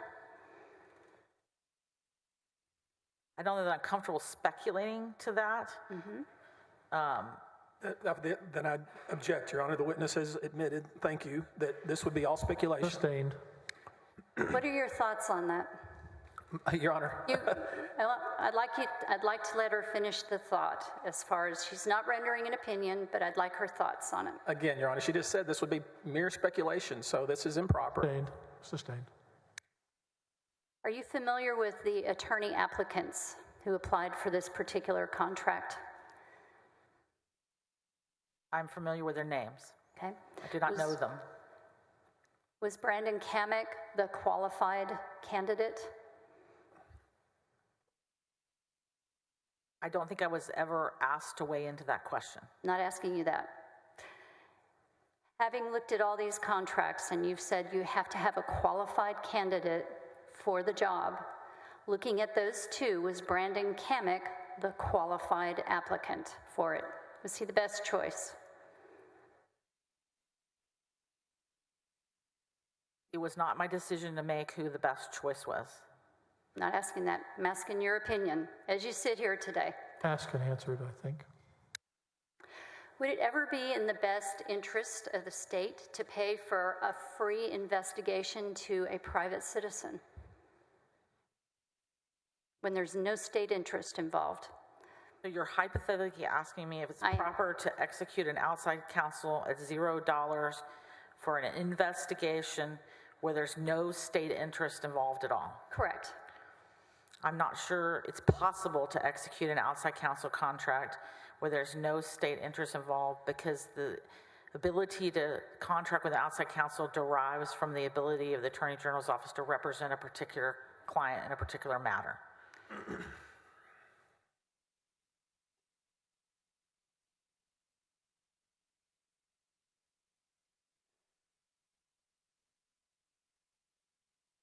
We're talking about a cost, right? We're paying somebody other than an in-house attorney from the OAG to do the work requested, correct?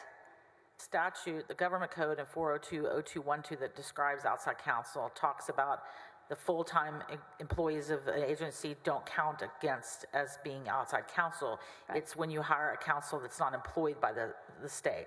So my question is, when you're paying someone like Brandon Kamek outside of the state to provide services that benefit only one individual for a job that is not in the best interest of the state, do we have a good contract?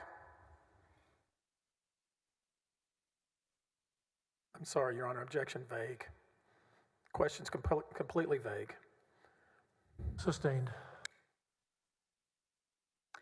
You said that in order for a contract to be approved and signed from the Office of Attorney General for an outside counsel, the whole contract has to be in the best interest of the state, right? Yes, I mean, that would be ideal. It's not because that comes from the Appropriations Act, but the state should not perform acts with taxpayer dollars that are not in the best interest of the state, in my opinion. Right. And so if it's a job that's only going to benefit a citizen and has nothing grounded within a state interest, that's not a contract that should be approved, is it? Objection leading. Sustained. Is that the type of contract that we want? That we Objection. should be approving? I'm sorry, I don't know who "we" is, but objection vague. Sustained.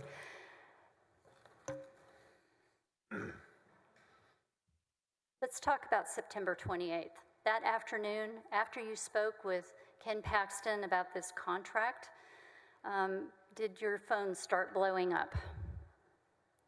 I talked to General Paxton, I believe those phone calls were in the evening on the 28th, not in the morning. And who were you getting the phone calls from? So when General Paxton called me, because he hadn't looped me into his world in a while, I did call Jeff Mateer before I called him back, and Jeff relayed, said... Objection, hearsay. Sustained. Later on that evening, who did you speak with? Mr. Mateer. Did you speak with anyone else other than him? After I spoke to General Paxton, I don't believe so. It was late. Okay. Following day, did you receive some phone calls from other people within the office? I did. Who did you hear from? I think there was sort of there was all involved deputies call with a number of the deputies that's been previously reported on that I was on the telephone for. Okay. And how long were you on the phone? What Hours. kind of time frame? All right. How many of you were on that call? I mean, I would say 6 to 8 of us at various times, sometimes up to 10, and people were in and out of the call. What was going on? There had been some subpoenas issued by Mr. Kamek that some of the staff had known about and reported, and the deputies were getting together with Mr. Mateer to discuss those facts and the circumstances around what was happening at the time with him. Was Nate Paul at the center of that conversation? Objection, hearsay. Topic. I'm not asking her to repeat what was said. Overruled. Was Nate Paul the topic? Yes.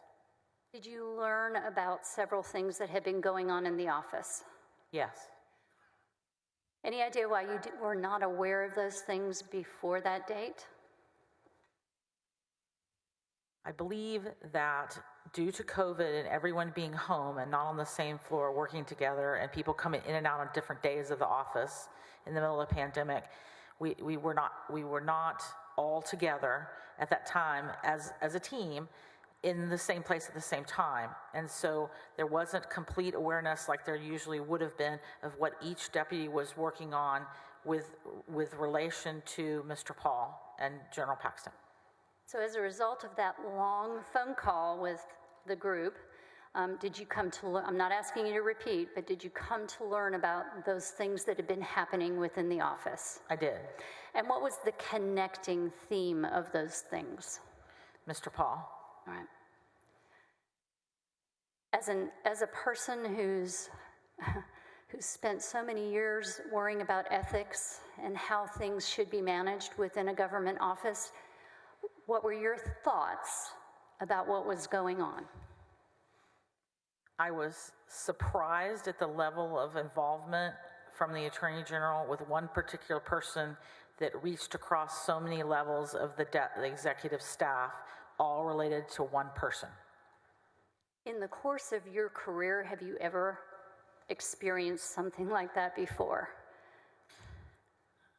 Not related to a particular person as opposed to a particular topic. Okay. Tell us what your concern was ethically with what had happened.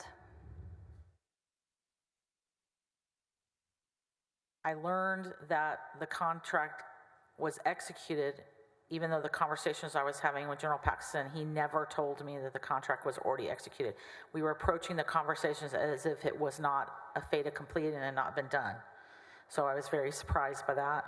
And I was surprised by how many different things related back to a use of resources by the agency for one person. So, what's the big deal with that?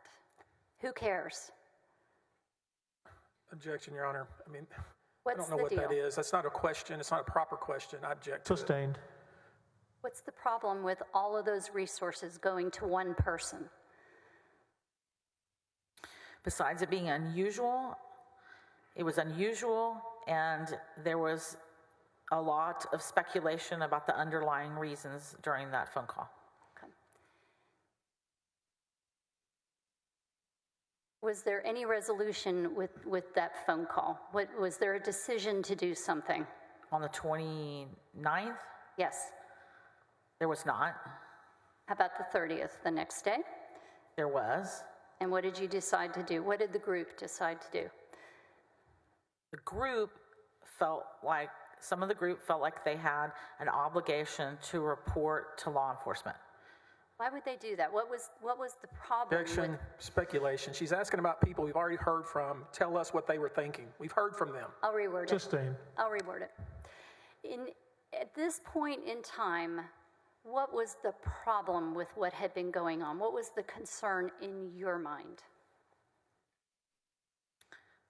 The concern in my mind was the immense amount of effort that was being put to the problems of one particular individual when so many of the executive staff disagreed with that. And I'm a consensus builder, and there was not consensus on how to move forward on these things. Was it the degree of that? Objection, amount? leading. Sustained. When you looked at all of the events that you learned about, and you looked at the people that had been involved with it, did you, in your mind, figure out how much of the office had actually been dedicated to doing work for Nate Paul's benefit? I did. What kind of number did you come up with? How did you describe it? I think at the time I mentally came up, it was more than 50% of the deputies' time of our entire executive staff. You ever seen anything like that in your career? I had not. All for the benefit of who?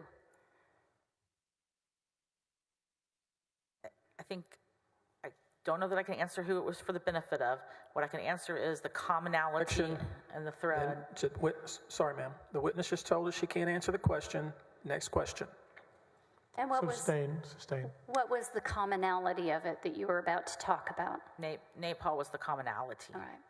And the other commonality would be who directed it, and who is that? Attorney General Paxton.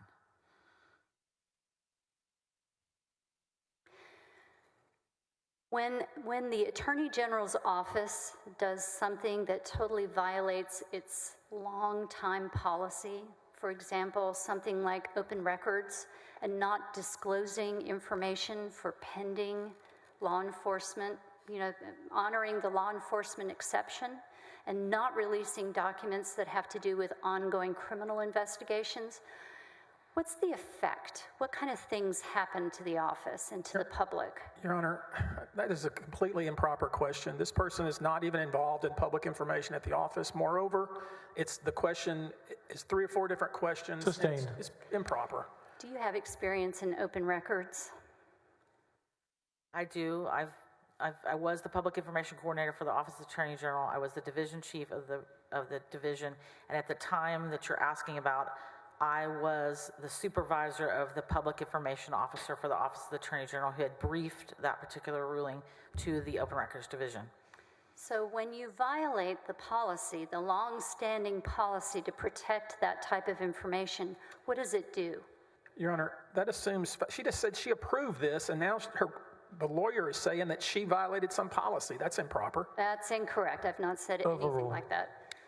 What's the long-term effect? What happens? What's the concern? When the Open Records Division changes long-standing precedent in their rulings, it can create confusion, and it is a proactive statement of precedent on other rulings in that area. And when it's broken, what does that mean? That precedent's gone. All the governmental agencies have to adapt to that new precedent across the board with every request that's similar. Did you go with the others to the FBI? I did not. Why not? I had retired, and so I did not. I was invited to the meeting, and I was 3 hours away, and the meeting, I was told that unless you came in person, don't come. Did you have an occasion later on to go talk with the FBI about your observations? I was subpoenaed by the grand jury to talk about my observations in 2021. Okay. And did you do that? I did. Did you I cooperate? complied with the lawful subpoena. And your name is not on the whistleblower letter, is that correct? I am not a whistleblower Why is that? Why did you not sign the letter?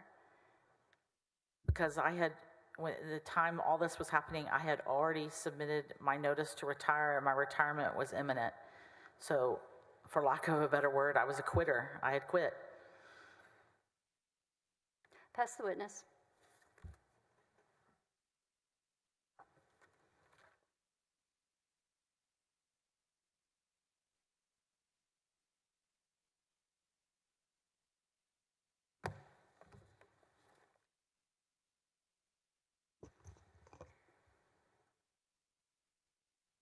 Mr. Busby, your witness. Yes, Your Honor. Thank you. Hello, ma'am.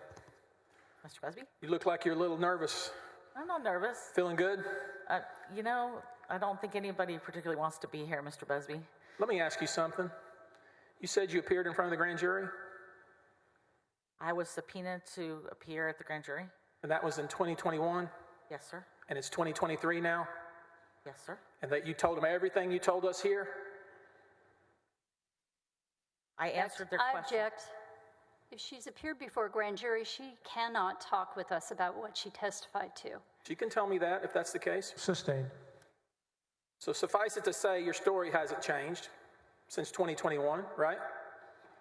Can you explain to me what story I'm talking about? I'm wondering why the so-called whistleblowers who reported this to the Travis County DA's office and to the FBI and maybe others, and you who spoke to apparently the FBI or the grand jury at some point, why nothing's happened, even though every single thing that we've heard in this impeachment has already been fully vetted. Can you tell me, has there been an indictment of our Attorney General? So your question is, Has there been an indictment of our Attorney General? not that I'm aware of. Okay. You think that Laura Olson drives a red car? Is that what you told us? I did not say that. I said the person at the Galaxy Cafe that I saw drove a red car. I've never said it was Laura Olson for sure. Why are you even telling us about somebody that drives a red car at the Galaxy Cafe when Laura Olson never owned a red car? That assumes facts that are not in evidence. Sustained. Do you know whether Laura Olson has ever owned a red car? I do not. Do you know what kind of car Laura Olson would have been driving back in that time frame? I do not. Okay, so you just got up here in front of all these people watching at home, our distinguished jury, and was telling us about some unknown person driving a red car at Galaxy Cafe, and you don't even know who that was, do you? That would be correct. That's what Why I the said. devil are we even hearing about the Galaxy Cafe? You didn't know who that person was. I never said that I did. How long did you work with these people over here to prepare yourself for your testimony? I didn't work with them. I was asked to go in front of the House managers and interviewed, as well as talk to you and your staff. Are you sure there was some sort of Attorney General's conference in San Antonio in that time frame? The best of my recollection. There wasn't. I guess I'm trying to figure out, well, how good is your memory? Is that a question? Yeah. Not very good, is it? No, sir, it's not. That's what I thought. Ken Paxton was your boss before you retired, right? Yes, sir. You told us about all this teaching you've done in CLEs, continuing legal educations, right? Yes, sir. You've taught students, you've taught other lawyers, right?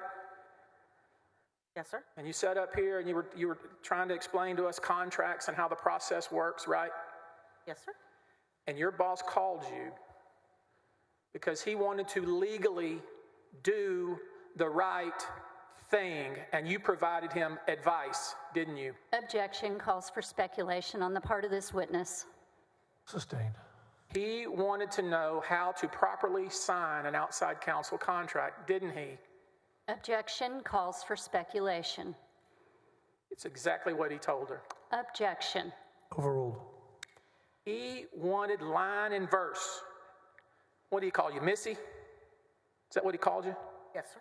Missy, look, I'm having a disagreement with this Penley fella. He's refusing to do his job. He's insubordinate. I need to know, under the statutes, if I have the authority, the legal authority, to sign a contract. And you gave him advice, didn't you? Yes, sir. And you said, Ken, you do. Isn't that right? Correct. Why are we here? The guy did everything he was supposed to. He had some insubordinate people in his outfit. I object. So Counsel's testifying, not asking questions. That is a question. I'm not finished. Sustained. You knew that Penley refused to follow the procedure and sign off on the contract, right? You knew Penley said, I ain't going to sign it, right?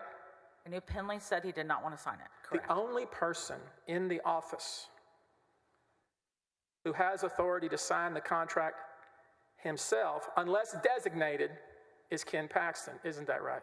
That is correct. Let's make sure we're all clear on that.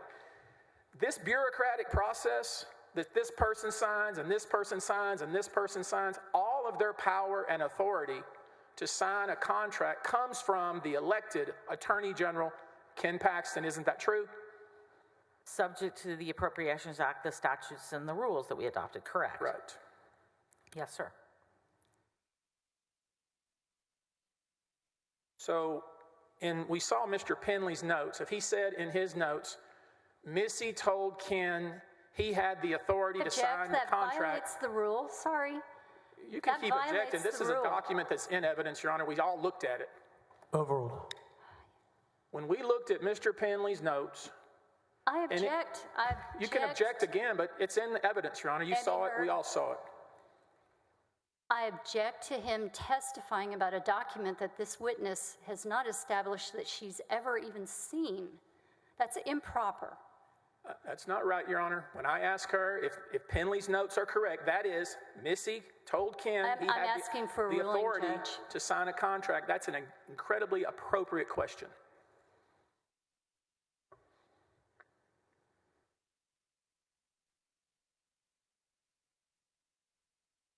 Sustained. Now, you did tell Penley that you had told Ken he had the authority, right? I told everyone on the phone call, then Penley was one of the members of the phone call, correct? Let's make sure we all get that right. And your job at that point in time when you told Mr. Paxton that was? His chief of staff. The chief of staff of the Attorney General's office of the state of Texas advised her boss, the Attorney General, that it was okay to sign an outside counsel contract, correct? I told General Paxton that it was legal for him to sign the outside counsel contract, correct? And then later, when everybody was scrambling around, you told his entire executive staff that you had told him that, right? I was completely honest with him, yes, sir. And they still went to the FBI, didn't they? They, in fact, went to the FBI. That's right.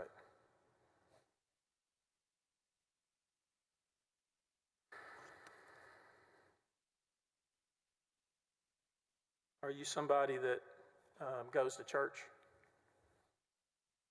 I'm not sure that's an appropriate question, is it? My personal beliefs? Well, it is when you're telling us about the ethical, legal, and moral implications of an affair. Remember telling us all that?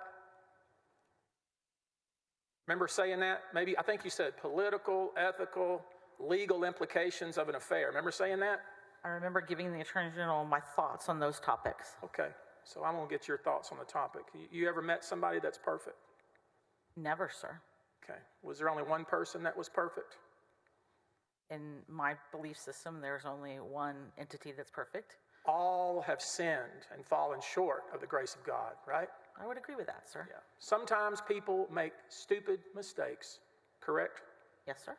Sometimes, I mean, imagine if we impeached everybody here in Austin that had had an affair. We'd be impeaching for the next 100 years, wouldn't we? I don't think I should answer that question in this chamber, particularly. I've been around a long time, Mr. Busby. I'm not going to go there with you. I'm quite sure you've seen a lot, have you not? Indeed.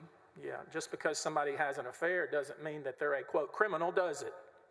I would not associate that directly. Yeah. I mean, that would be incredibly hypocritical, would it not? If somebody said, this guy is a criminal because he had a marital indiscretion. That would be really hypocritical, would it not? I would not say that. Yeah. You would never say something like that, would you? I would not.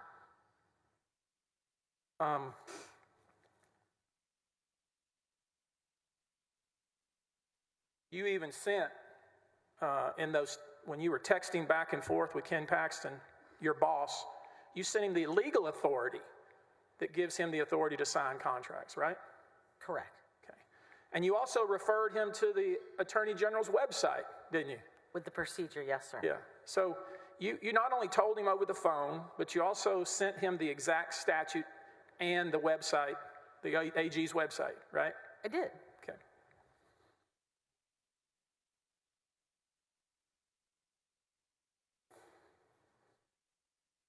Did you ever figure out how the grand jury subpoenas were actually obtained by Mr. Kamek?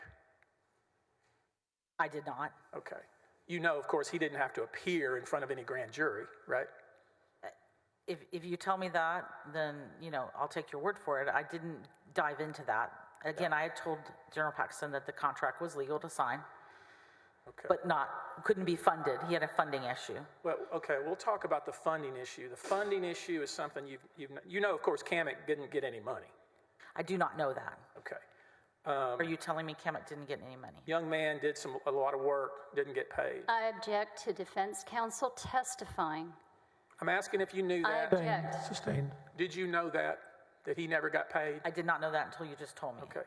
Let me ask you, would it be an appropriate process for the Attorney General, before you even try to go through the executive approval memorandum process, that's a bureaucratic process, is it not? Correct. Okay. It's a bunch of procedural rules that have no force in law, right? It's a documentation that is not the legal document. Right. You know, oh, gotcha, you didn't follow the procedure in the office. The AG can decide what the procedure in the office is, can he not? He could waive the procedure in writing, yes, sir. He can waive it in verbal. He can do what he wants as long as he believes he's serving the people of Texas. Isn't that right? Well, he agreed to the rules that said it would be in writing. And he can change the rules. If he goes through the Texas Administrative Code process in this instance, he could change the rules, yes. Let me just ask this, though, so we're all clear. Can the AG of our state send an email to the controller? Is there a controller in the office? Somebody in charge of the money? There's a controller in the office, and then there's a Texas controller. Yeah, I'm talking about the internal one. Who was the internal controller in the AG's office? Michelle Price. Can the AG send an email to the controller within the office and say, set aside $50K or $25K for a contract I'm going to sign? He can. Okay. Is that something that he has the authority to do? Yes. Okay. Does anybody else have that authority? The Appropriations Act in Article 9, Section 16 says the communication needs to go to the controller. So that communication would need to be forwarded to the controller to prove that the Attorney General felt it was in the best interest of the state. The Attorney General. No one else. The Appropriations Act uses the words Attorney General, and as you correctly stated, those kind of things he can delegate, but if he didn't delegate, it says Attorney General. Yes, sir. If he did not delegate, it would be illegal. True? I don't understand the question. Let's say that one day Mr. Penley decides that he wants to set aside $50K to sign an outside counsel contract. That would be illegal, wouldn't it? I don't think it would be illegal. I don't think anyone would do it for him. The controller would be following the procedures. You think so? I do. Okay. I have Let's faith look in the at staff. let's look at an evidence we've already seen. Exhibit 361. Can we put it on the screen for the witness? Eric, can you help me out here, Eric? Everybody likes Eric, Your Honor. And Stacy. And Stacy. And Stacy. If you don't mind, Eric, go to page 4 of AG Exhibit 361. Do you see that there in front of you? Jeff Mateer is authorizing $50,000 to be set aside for a guy named Johnny Sutton. Do you see that? I do see this. Did you know that was going on? No, sir. Did they tell you they were doing that? No, sir. Do you think that the first assistant has the authority to hire outside counsel with an email? I do. You do. But Ken Paxton doesn't? I believe that Ken Paxton could have sent a very similar email if he did about the funding, and he would have achieved the same result. If he did, you may show me that documentation if you'd like. I'm not aware of it. I thought we had this real strict bureaucratic procedure to hire outside counsel. Remember you telling us about all that? We do. Okay. And in that procedure, the first assistant has been delegated that authority. No. Ken Paxton did not delegate any authority to hire Johnny Sutton. No, you know that's true. I object. That's a misstatement of what she said. Do you know whether Ken Paxton... Object. I'm going to rephrase the question. Sustain, rephrase. Do you know whether Ken Paxton, the boss, authorized Jeff Mateer, the subordinate, to set aside $50,000 for Johnny Sutton? I have no personal knowledge of Johnny Sutton. Okay.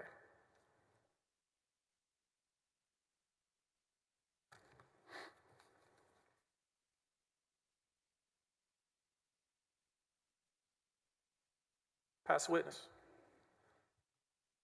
Redirect. No, sir.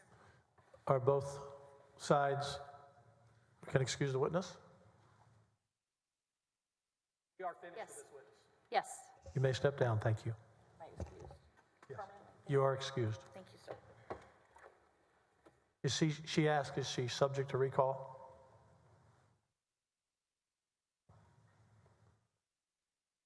Subject to recall? No, Your Honor. I think we're done with this one. Nice to meet you. Thank you. Who's your next witness? Your Honor, the House calls Greg Cox. Bailiff will bring in Greg Cox.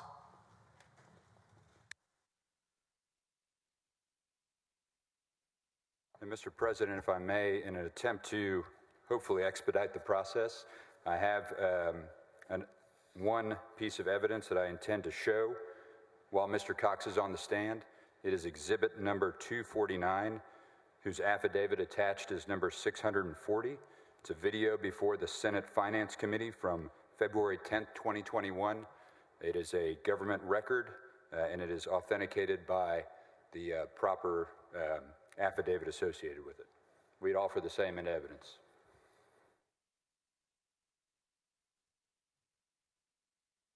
You're going to submit that, right? I'm offering it as evidence, Your Honor, because I intend to play it with the witness. Do you have To any expedite, I objections? was hoping to get any objections taken care of beforehand. Do you have any objections? No, Your Honor. Mr. Cox, raise your right hand. I do solemnly swear or affirm that the evidence I give upon this hearing by the Senate of Texas impeachment charges against Warren Kenneth Paxton Jr. shall be the truth, the whole truth, and nothing but the truth, so help me God. Please take your seat.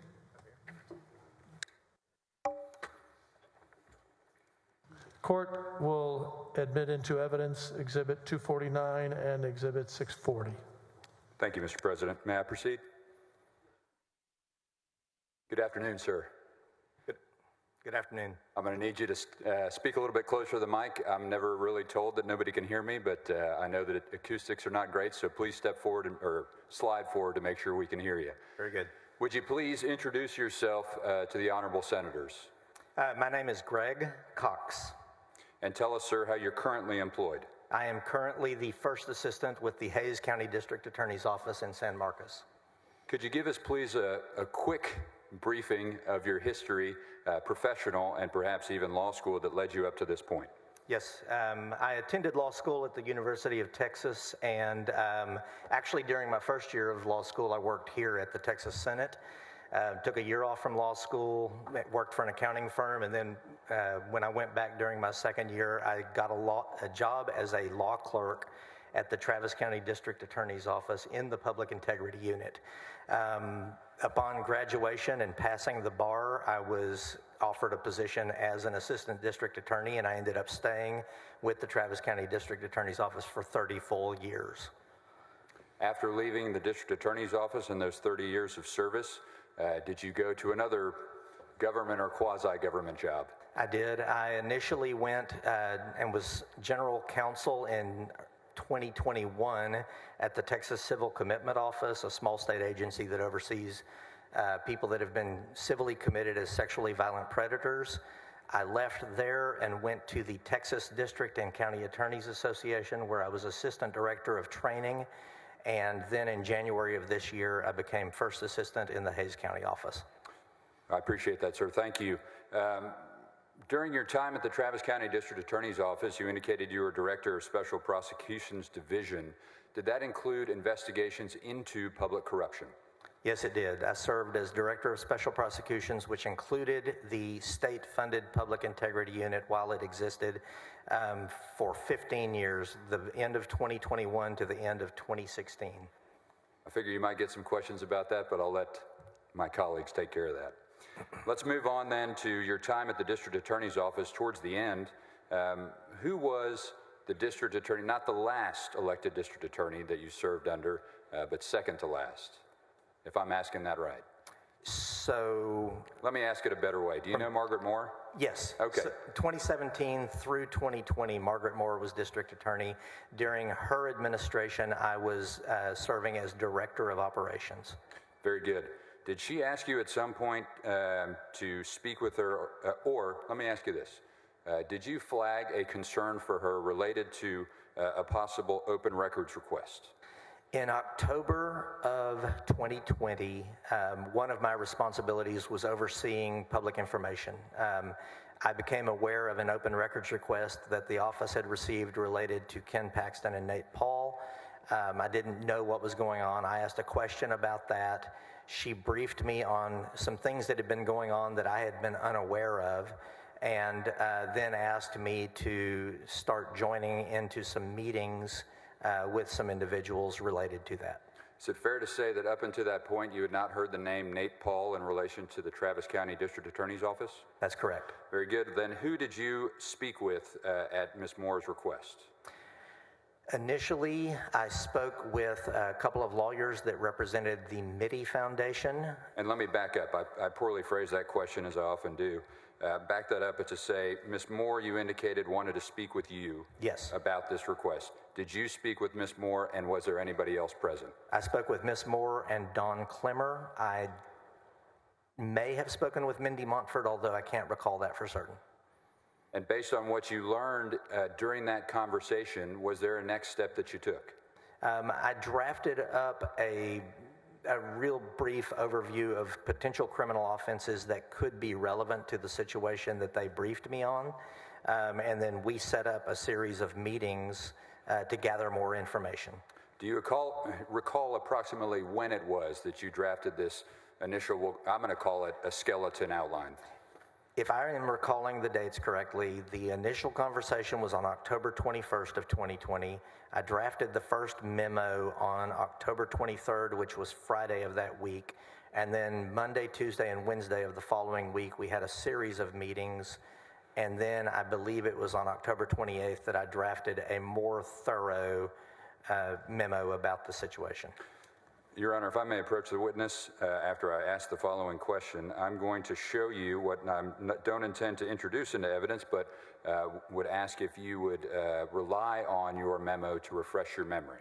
Sure. Objection, Your Honor. He hasn't said that he doesn't remember anything yet. Fair enough, He can't sit up there and testify from a document that's clearly hearsay. Your Honor, I'll rephrase. I apologize. Thank you. And Mr. President, I keep saying Your Honor, force of habit. Whatever's comfortable for you. Thank you, sir. Do you have a full recollection of each and every item that you outlined in your October 28, 2020 memo? I have a reasonably good recollection of it. Do you feel that looking at that would assist and aid you in your testimony in order to provide comment to the ladies and gentlemen of the jury and not waste a lot of time? I do. May I approach the witness, Your Honor? Your Honor, may I again, and again, I'm all about saving some time, but this is not proper to give him a document that he hasn't said, he didn't ask a specific question about, do you remember this, remember that? You don't just refresh your recollection with an entire document. It's not how it works. Your Honor, respectfully, I've yet to hear a single objection on this issue from Mr. Busby other than his complaints about it. I will proffer to the court, if I may, sir. It's hearsay. You're not allowed. If I may, sir, I thank you. I've allowed you to continue your objections, and I ask you to give me the same decency. Your Honor, this witness is testifying that he created a report. He has testified here today that he doesn't have full memory of everything contained in that report. And Mr. President, he has said that it would assist him in providing testimony to the jury. Overrule the objection. Thank you. May I approach Mr. President? Yes, you may.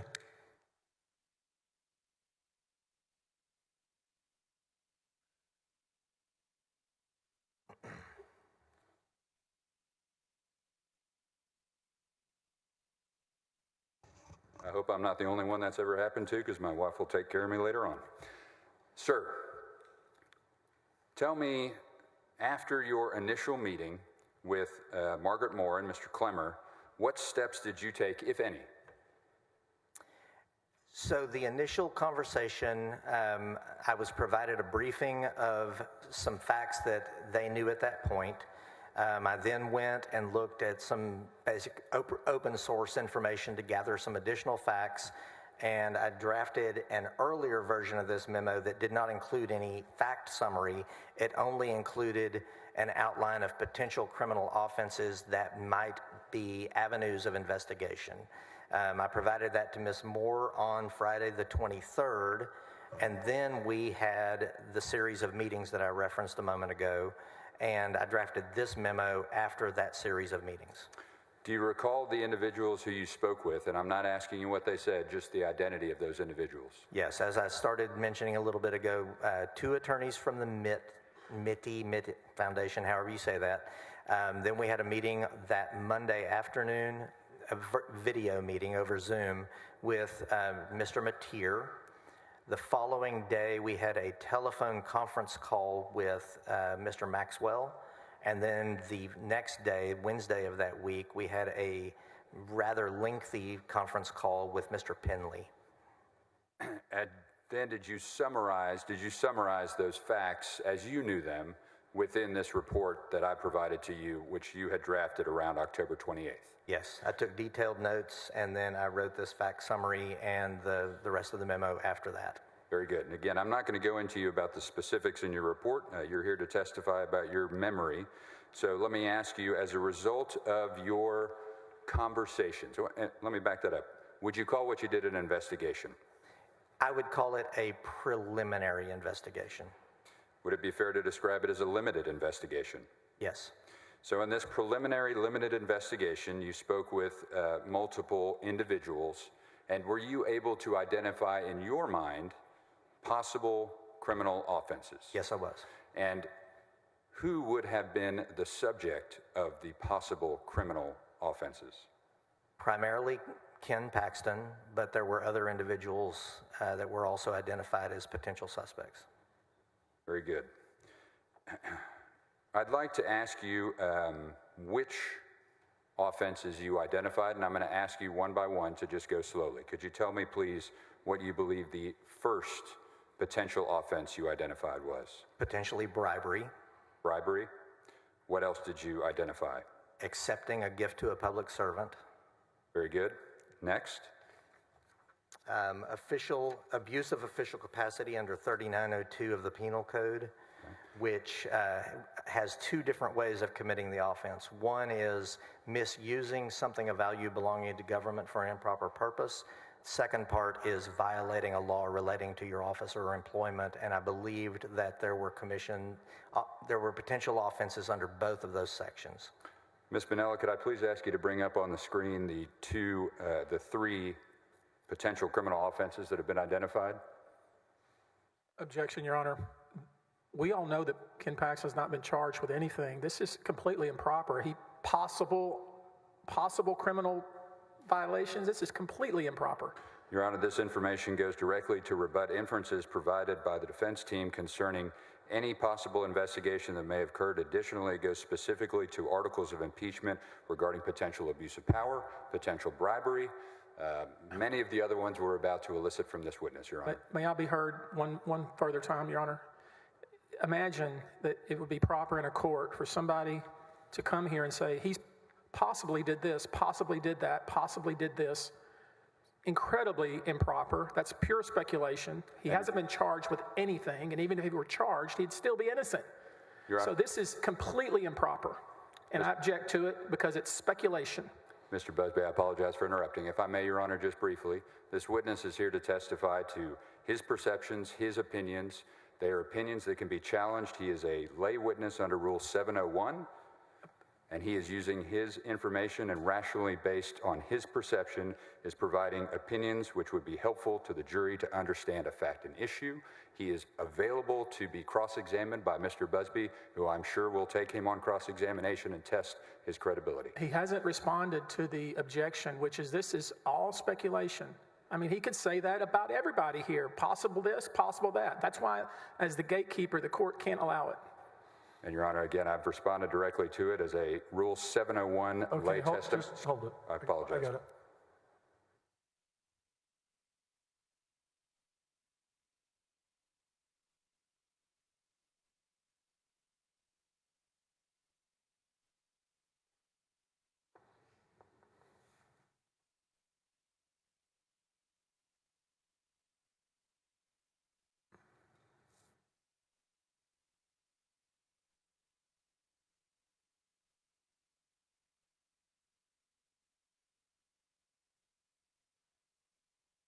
Overrule the objection. Go ahead. Thank you. Ms. Manella, if you would, please. Sir, as I bring up on the screen, I just want to make sure these are three that you have identified here in court. Is this an accurate and correct summary of the testimony you've provided up to this point? It is. Please, sir, the next potential offense that you've identified. We were also concerned about some election code violations if certain factors came into play about how money may have been transmitted or handed over. And along those same lines, money laundering under 3402 of the Penal Code. Money laundering is listed now on here. Is that accurate and an accurate summary of what you've stated? That is. Very good. What is the next offense that you identified? tampering with a governmental record and possible perjury related to personal financial statements filed under Chapter 572 of the Government Code. And Mr. Cox, I'll ask you as you turn to the side, just make sure to keep your voice up so we can all hear you. Yes. Please, sir, what's the next one you identified as a potential offense?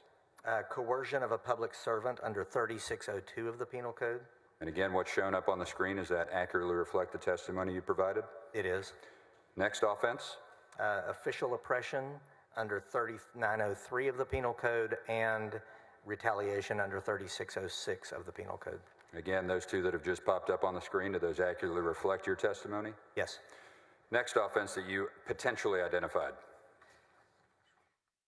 We discussed whether there could be under Penal Code 1502 of the Penal Code or under Penal Code Section 7102, either a criminal conspiracy to commit any of these offenses, including the ones that haven't been put on the screen that I mentioned, or engaging in organized criminal activity with connection to these offenses. Was there also an identification of a potential government code section violation? Yes. Chapter 572 of the Government Code not only has the financial disclosure rules, it also has standards of conduct for state employees in subchapter C, and there was what appeared to be a fairly clear violation of one of the provisions of that section. Sir, the information that's displayed on the screen now, is this an accurate summary of your testimony here today, specifically as to the potential offenses that you personally identified? Yes, it is. Your Honor, I've marked for identification purposes exhibit number 660, which is the entirety of what is shown on the screen, and I would offer the same into evidence as summation. It is admitted into evidence. Thank you, Your Honor. Did you object? I was going to, Your Honor. I'm But sorry. Excuse me. why don't we- I thought you had already allowed it earlier and had not been admitted. So state your objection. Why don't we write on there that accurately reflect the testimony of potential or possible instead of just putting the statutes on there? The witness clearly said that he speculated this might have been some offenses. And so it would be really improper to put that into evidence without clearly identifying that these are all potentials or possibles that have never been indicted on, ever. May I respond, Your Honor? Or Mr. President? May I respond?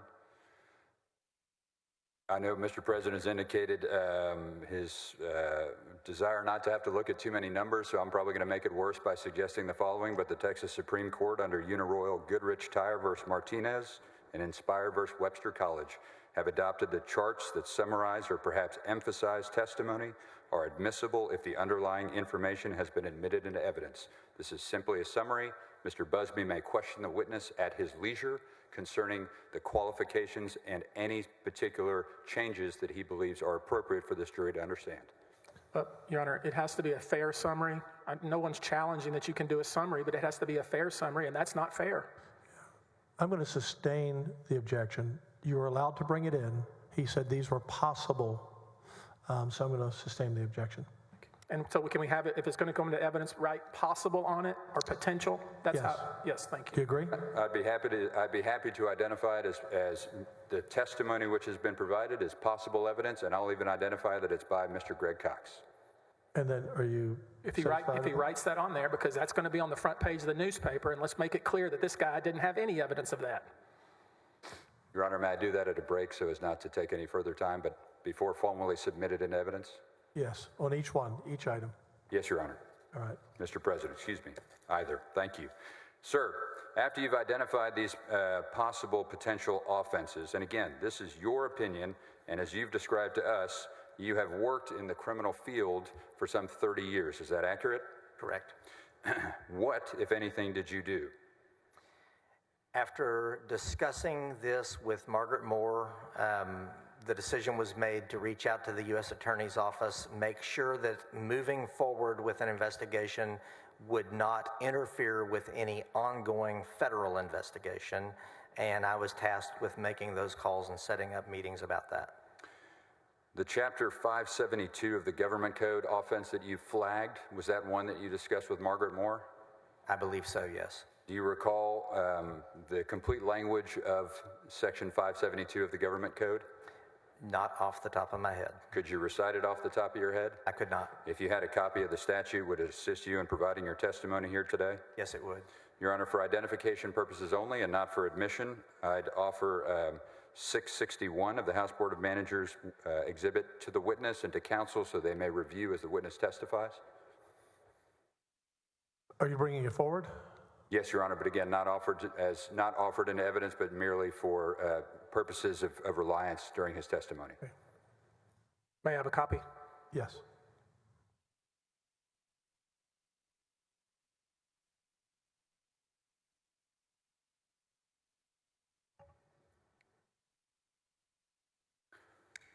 Sir, could you identify for us, and you don't have to read directly from it, but are you familiar, after having looked at this document, with 572.002?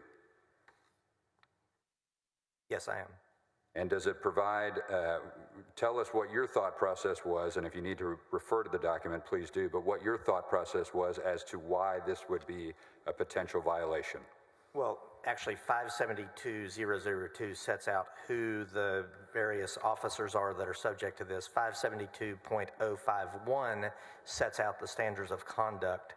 And what I referenced earlier in my testimony about the violating a law related to his office or employment under 3902 of the Penal Code, this would constitute a law relating to someone's office or employment. And the subsection A says that a state officer should not accept or solicit any gift, favor, or service that might reasonably tend to influence the officer or employee in the discharge of his official duties, or that the officer or employee knows or should know is being offered with the intent to influence the officer or employee's official conduct. So after flagging these potential violations for your elected district attorney Moore, what actions did you take? I reached out to the U.S. Attorney's Office, spoke with the then manager of the Austin branch of the U.S. Attorney's Office, Ashley Hoff, and we ended up setting up a meeting. Was the idea to reach out to the local United States Attorney's Office yours or Ms. Moore's? I believe it was mine, although I can't say that Ms. Moore didn't also suggest it. Was there any concern, well, let me ask it a different way. Was there any concern about an ongoing investigation? So much of what we were talking about related to Nate Paul, and we knew that Nate Paul was the subject of a federal investigation. We were concerned that if we jumped into this and opened an investigation, we were going to interfere with an ongoing federal investigation. So we just wanted to basically deconflict with the feds before we took any action. Is that common, that deconfliction, is that common? That is common. Don't want to run into each other on the investigation? Correct. Want to make sure the witnesses know that there are potentially two tracks going? Exactly. Fair enough. Do you recall who all you, well, let me ask you this. You set up a meeting, correct? Set up a couple of different meetings. Initially, we had a conference call, Margaret Moore, Don Clemmer, and myself from the district attorney's office, Greg Sofer, Ashley Hoff, and Christina Playton from the U.S. Attorney's Office. And we talked through a lot of the facts, and then we agreed to have an in-person meeting the following week. In between those two meetings, I was advised that because Mr. Clemmer and Ms. Moore... Objection, hearsay. Sustained. Can you tell us whether or not there were multiple people from your office who were supposed to be meeting with the U.S. Attorney's Office? When we set up the in-person meeting, I was the only person attended so that no potential witnesses were involved. And did those potential witnesses include individuals from your office? Correct. Fair enough. Without getting into the content of what was discussed at that meeting, did you believe you had a path forward to continue your investigation? That's what we were trying to determine, was whether there was a path forward that did not interfere with a significant federal investigation that was going on. Did you believe that you, after that meeting, had a path forward? After that meeting, I was still unclear. The in-person meeting we had included people from Washington, D.C. that came down for the meeting. And then shortly after that meeting, I had a telephone call with someone from the U.S. Attorney's Office, and at that point, we stood down. You stood down. Was that your desire to stand down? I was frustrated by that. Is it fair to say that you had additional investigation that you wanted to achieve? Yes. And I should phrase that differently. Was it something that you wanted to achieve or you felt the evidence would lead you to follow? It was something I felt was worthy of investigation. It involved important issues involving the state of Texas, and I was concerned that, as I had seen happen too often, the federal government would sit on it for a long time and then we might not see anything happen. Does that appear to have been the case thus far? It does. Finally, sir, as you were going through section 572.051, I'd ask you to take a look at subsection D of that statute. Yes. As it relates to the testimony that you previously provided, that an officer, an employee, a state officer, employee should not solicit gifts, favors, services, or bribes, does it indicate who is responsible for drafting the policies that would go throughout the entire state? Subsection C of that statute says that each state agency shall adopt a policy, and it places the burden of drafting a model policy of these standards of conduct and making sure that ethical policies are in place on the Attorney General. I'll pass the witness, Your Honor. Mr. Busby, we were going to break in 5 minutes. We can go 10 or 15 if you want to start, and then we'll break, or do you want to break now? Okay. Members, we'll break now. This is your late afternoon break. We'll come back at 5:15, and then we'll go to about 7.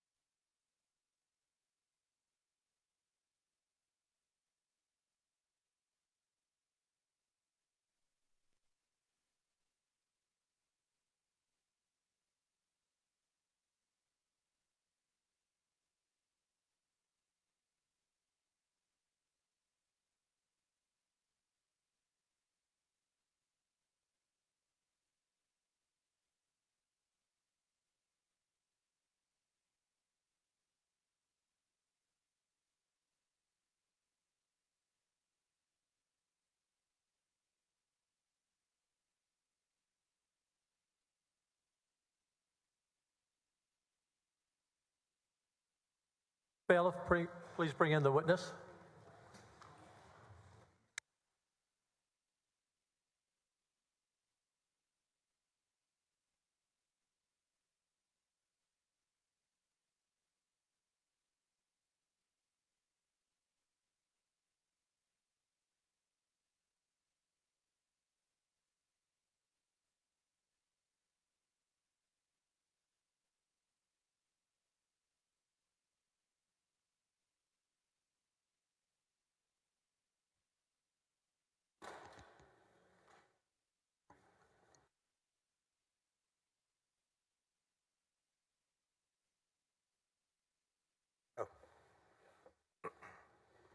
Looks like I'm missing a juror or two, or one anyway.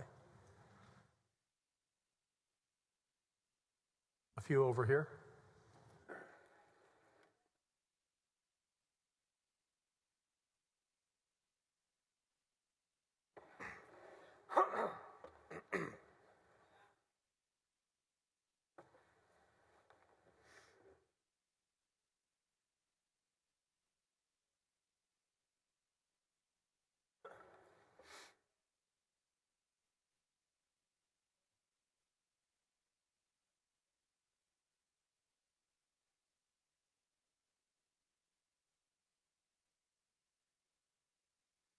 I believe we have everyone.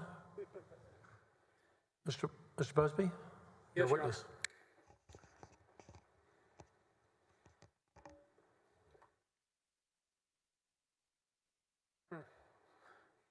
You know, they say that you can indict a ham sandwich. You ever hear people say that? I've heard that saying. In fact, you recall that the former governor of our state was indicted just for exercising his veto. Remember that? He was not actually indicted. He was indicted. Governor Rick Perry was indicted for exercising his veto. Did you not know that? I thought they did an investigation that resulted in a no bill. No, you're misinformed.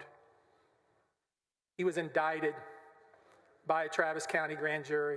Did you not know that? I did not know that. And he said over and over and over, my gosh, all I did was exercise a veto. You can indict a ham sandwich. Respectfully, I object to this line of questioning as being wholly irrelevant. Overruled. So here we have a Travis County, in Governor Perry's case, a Travis County grand jury indicted him for exercising his veto, and you just went through this litany of possible maybes with regard to Ken Paxton, didn't you? That's correct. He might have done this, he might have done that, right? Correct. I guess what you were saying is that, hey, I'm analyzing the law. If any of this foolishness is true, this might be the criminal violations, right? That would be accurate. And you know for a fact that you're not supposed to come into a court like this and testify about what somebody might or may have done. Isn't that right? I was answering the questions that were asked. You would have never, have you ever been in court before as a prosecutor? I have. So you know for a fact that that is not proper, don't you? This is not a criminal trial. Right. It's not proper to go into a court and testify on live stream and to jurors about something that someone might have done. That's incredibly misleading, incredibly prejudicial, and wrong, isn't it? Objection, Your Honor, to asked and answers mischaracterizes the evidence as presented by the witness. Overruled. I was asked to identify the possible avenues of investigation that I outlined in the memo to the district attorney. Possible, maybe, potentially. We don't know, right? You don't know at all, do you? I don't understand that question. You were just sitting up there and making a bunch of silly guesses, weren't you? I would not agree with that. And you just testified in this historic impeachment proceeding in response to the House's questions about all of the potentials, of the maybes, of the possibilities, right? I was talking about the memo that I wrote for the district attorney outlining the avenues of investigation had the feds not waved us off and we had moved forward. The feds waved you off, you say? Yes. Y'all were excited about this. We got a chance to get Ken Paxton, isn't that true? That's not accurate. Let's look at Eric, AG Exhibit 170, Brickman 202. You tell me if this is right. It's in evidence. Bring that right there on 10/27/2020, Eric.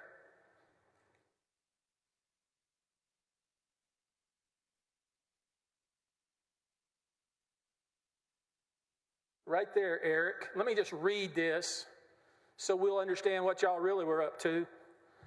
My phone conference with Margaret Moore and her team went well today. They are excited about pursuing this investigation and will coordinate their efforts with the U.S. Attorney Office so that both pursuits complement each other. They obviously want to move quickly as they have time constraints. They are not going to wait on the feds. Did I read that right? You read it correctly, yes. So the DA's office of Travis County, Margaret Moore, she Democrat, Republican? He's a Democrat. Okay, so the elected Democrat district attorney of Travis County was excited. She had a chance to go after Ken Paxton for just an entire litany of things, according to your little memo, right? I disagree with the description of excited. And you're telling me that the feds waved her off. That's what you're telling me? Correct. The feds under whom? Who was in charge of the feds?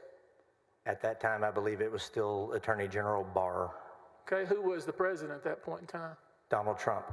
Oh, think about that for a minute. You're telling me that this elected Democrat, who you claim the maybes, the possibilities, the potential, all kinds of crimes, that she, as an elected Democrat, decided, stand down. Donald Trump says stand down. You think that we really believe that foolishness? Do you think we believe that? I have no idea what Nobody you believe. believes that. And you don't believe it Objection, either. Your Honor. Do I you? object, sir, thank you, to the form of the question and offering an opinion that he is not entitled to offer.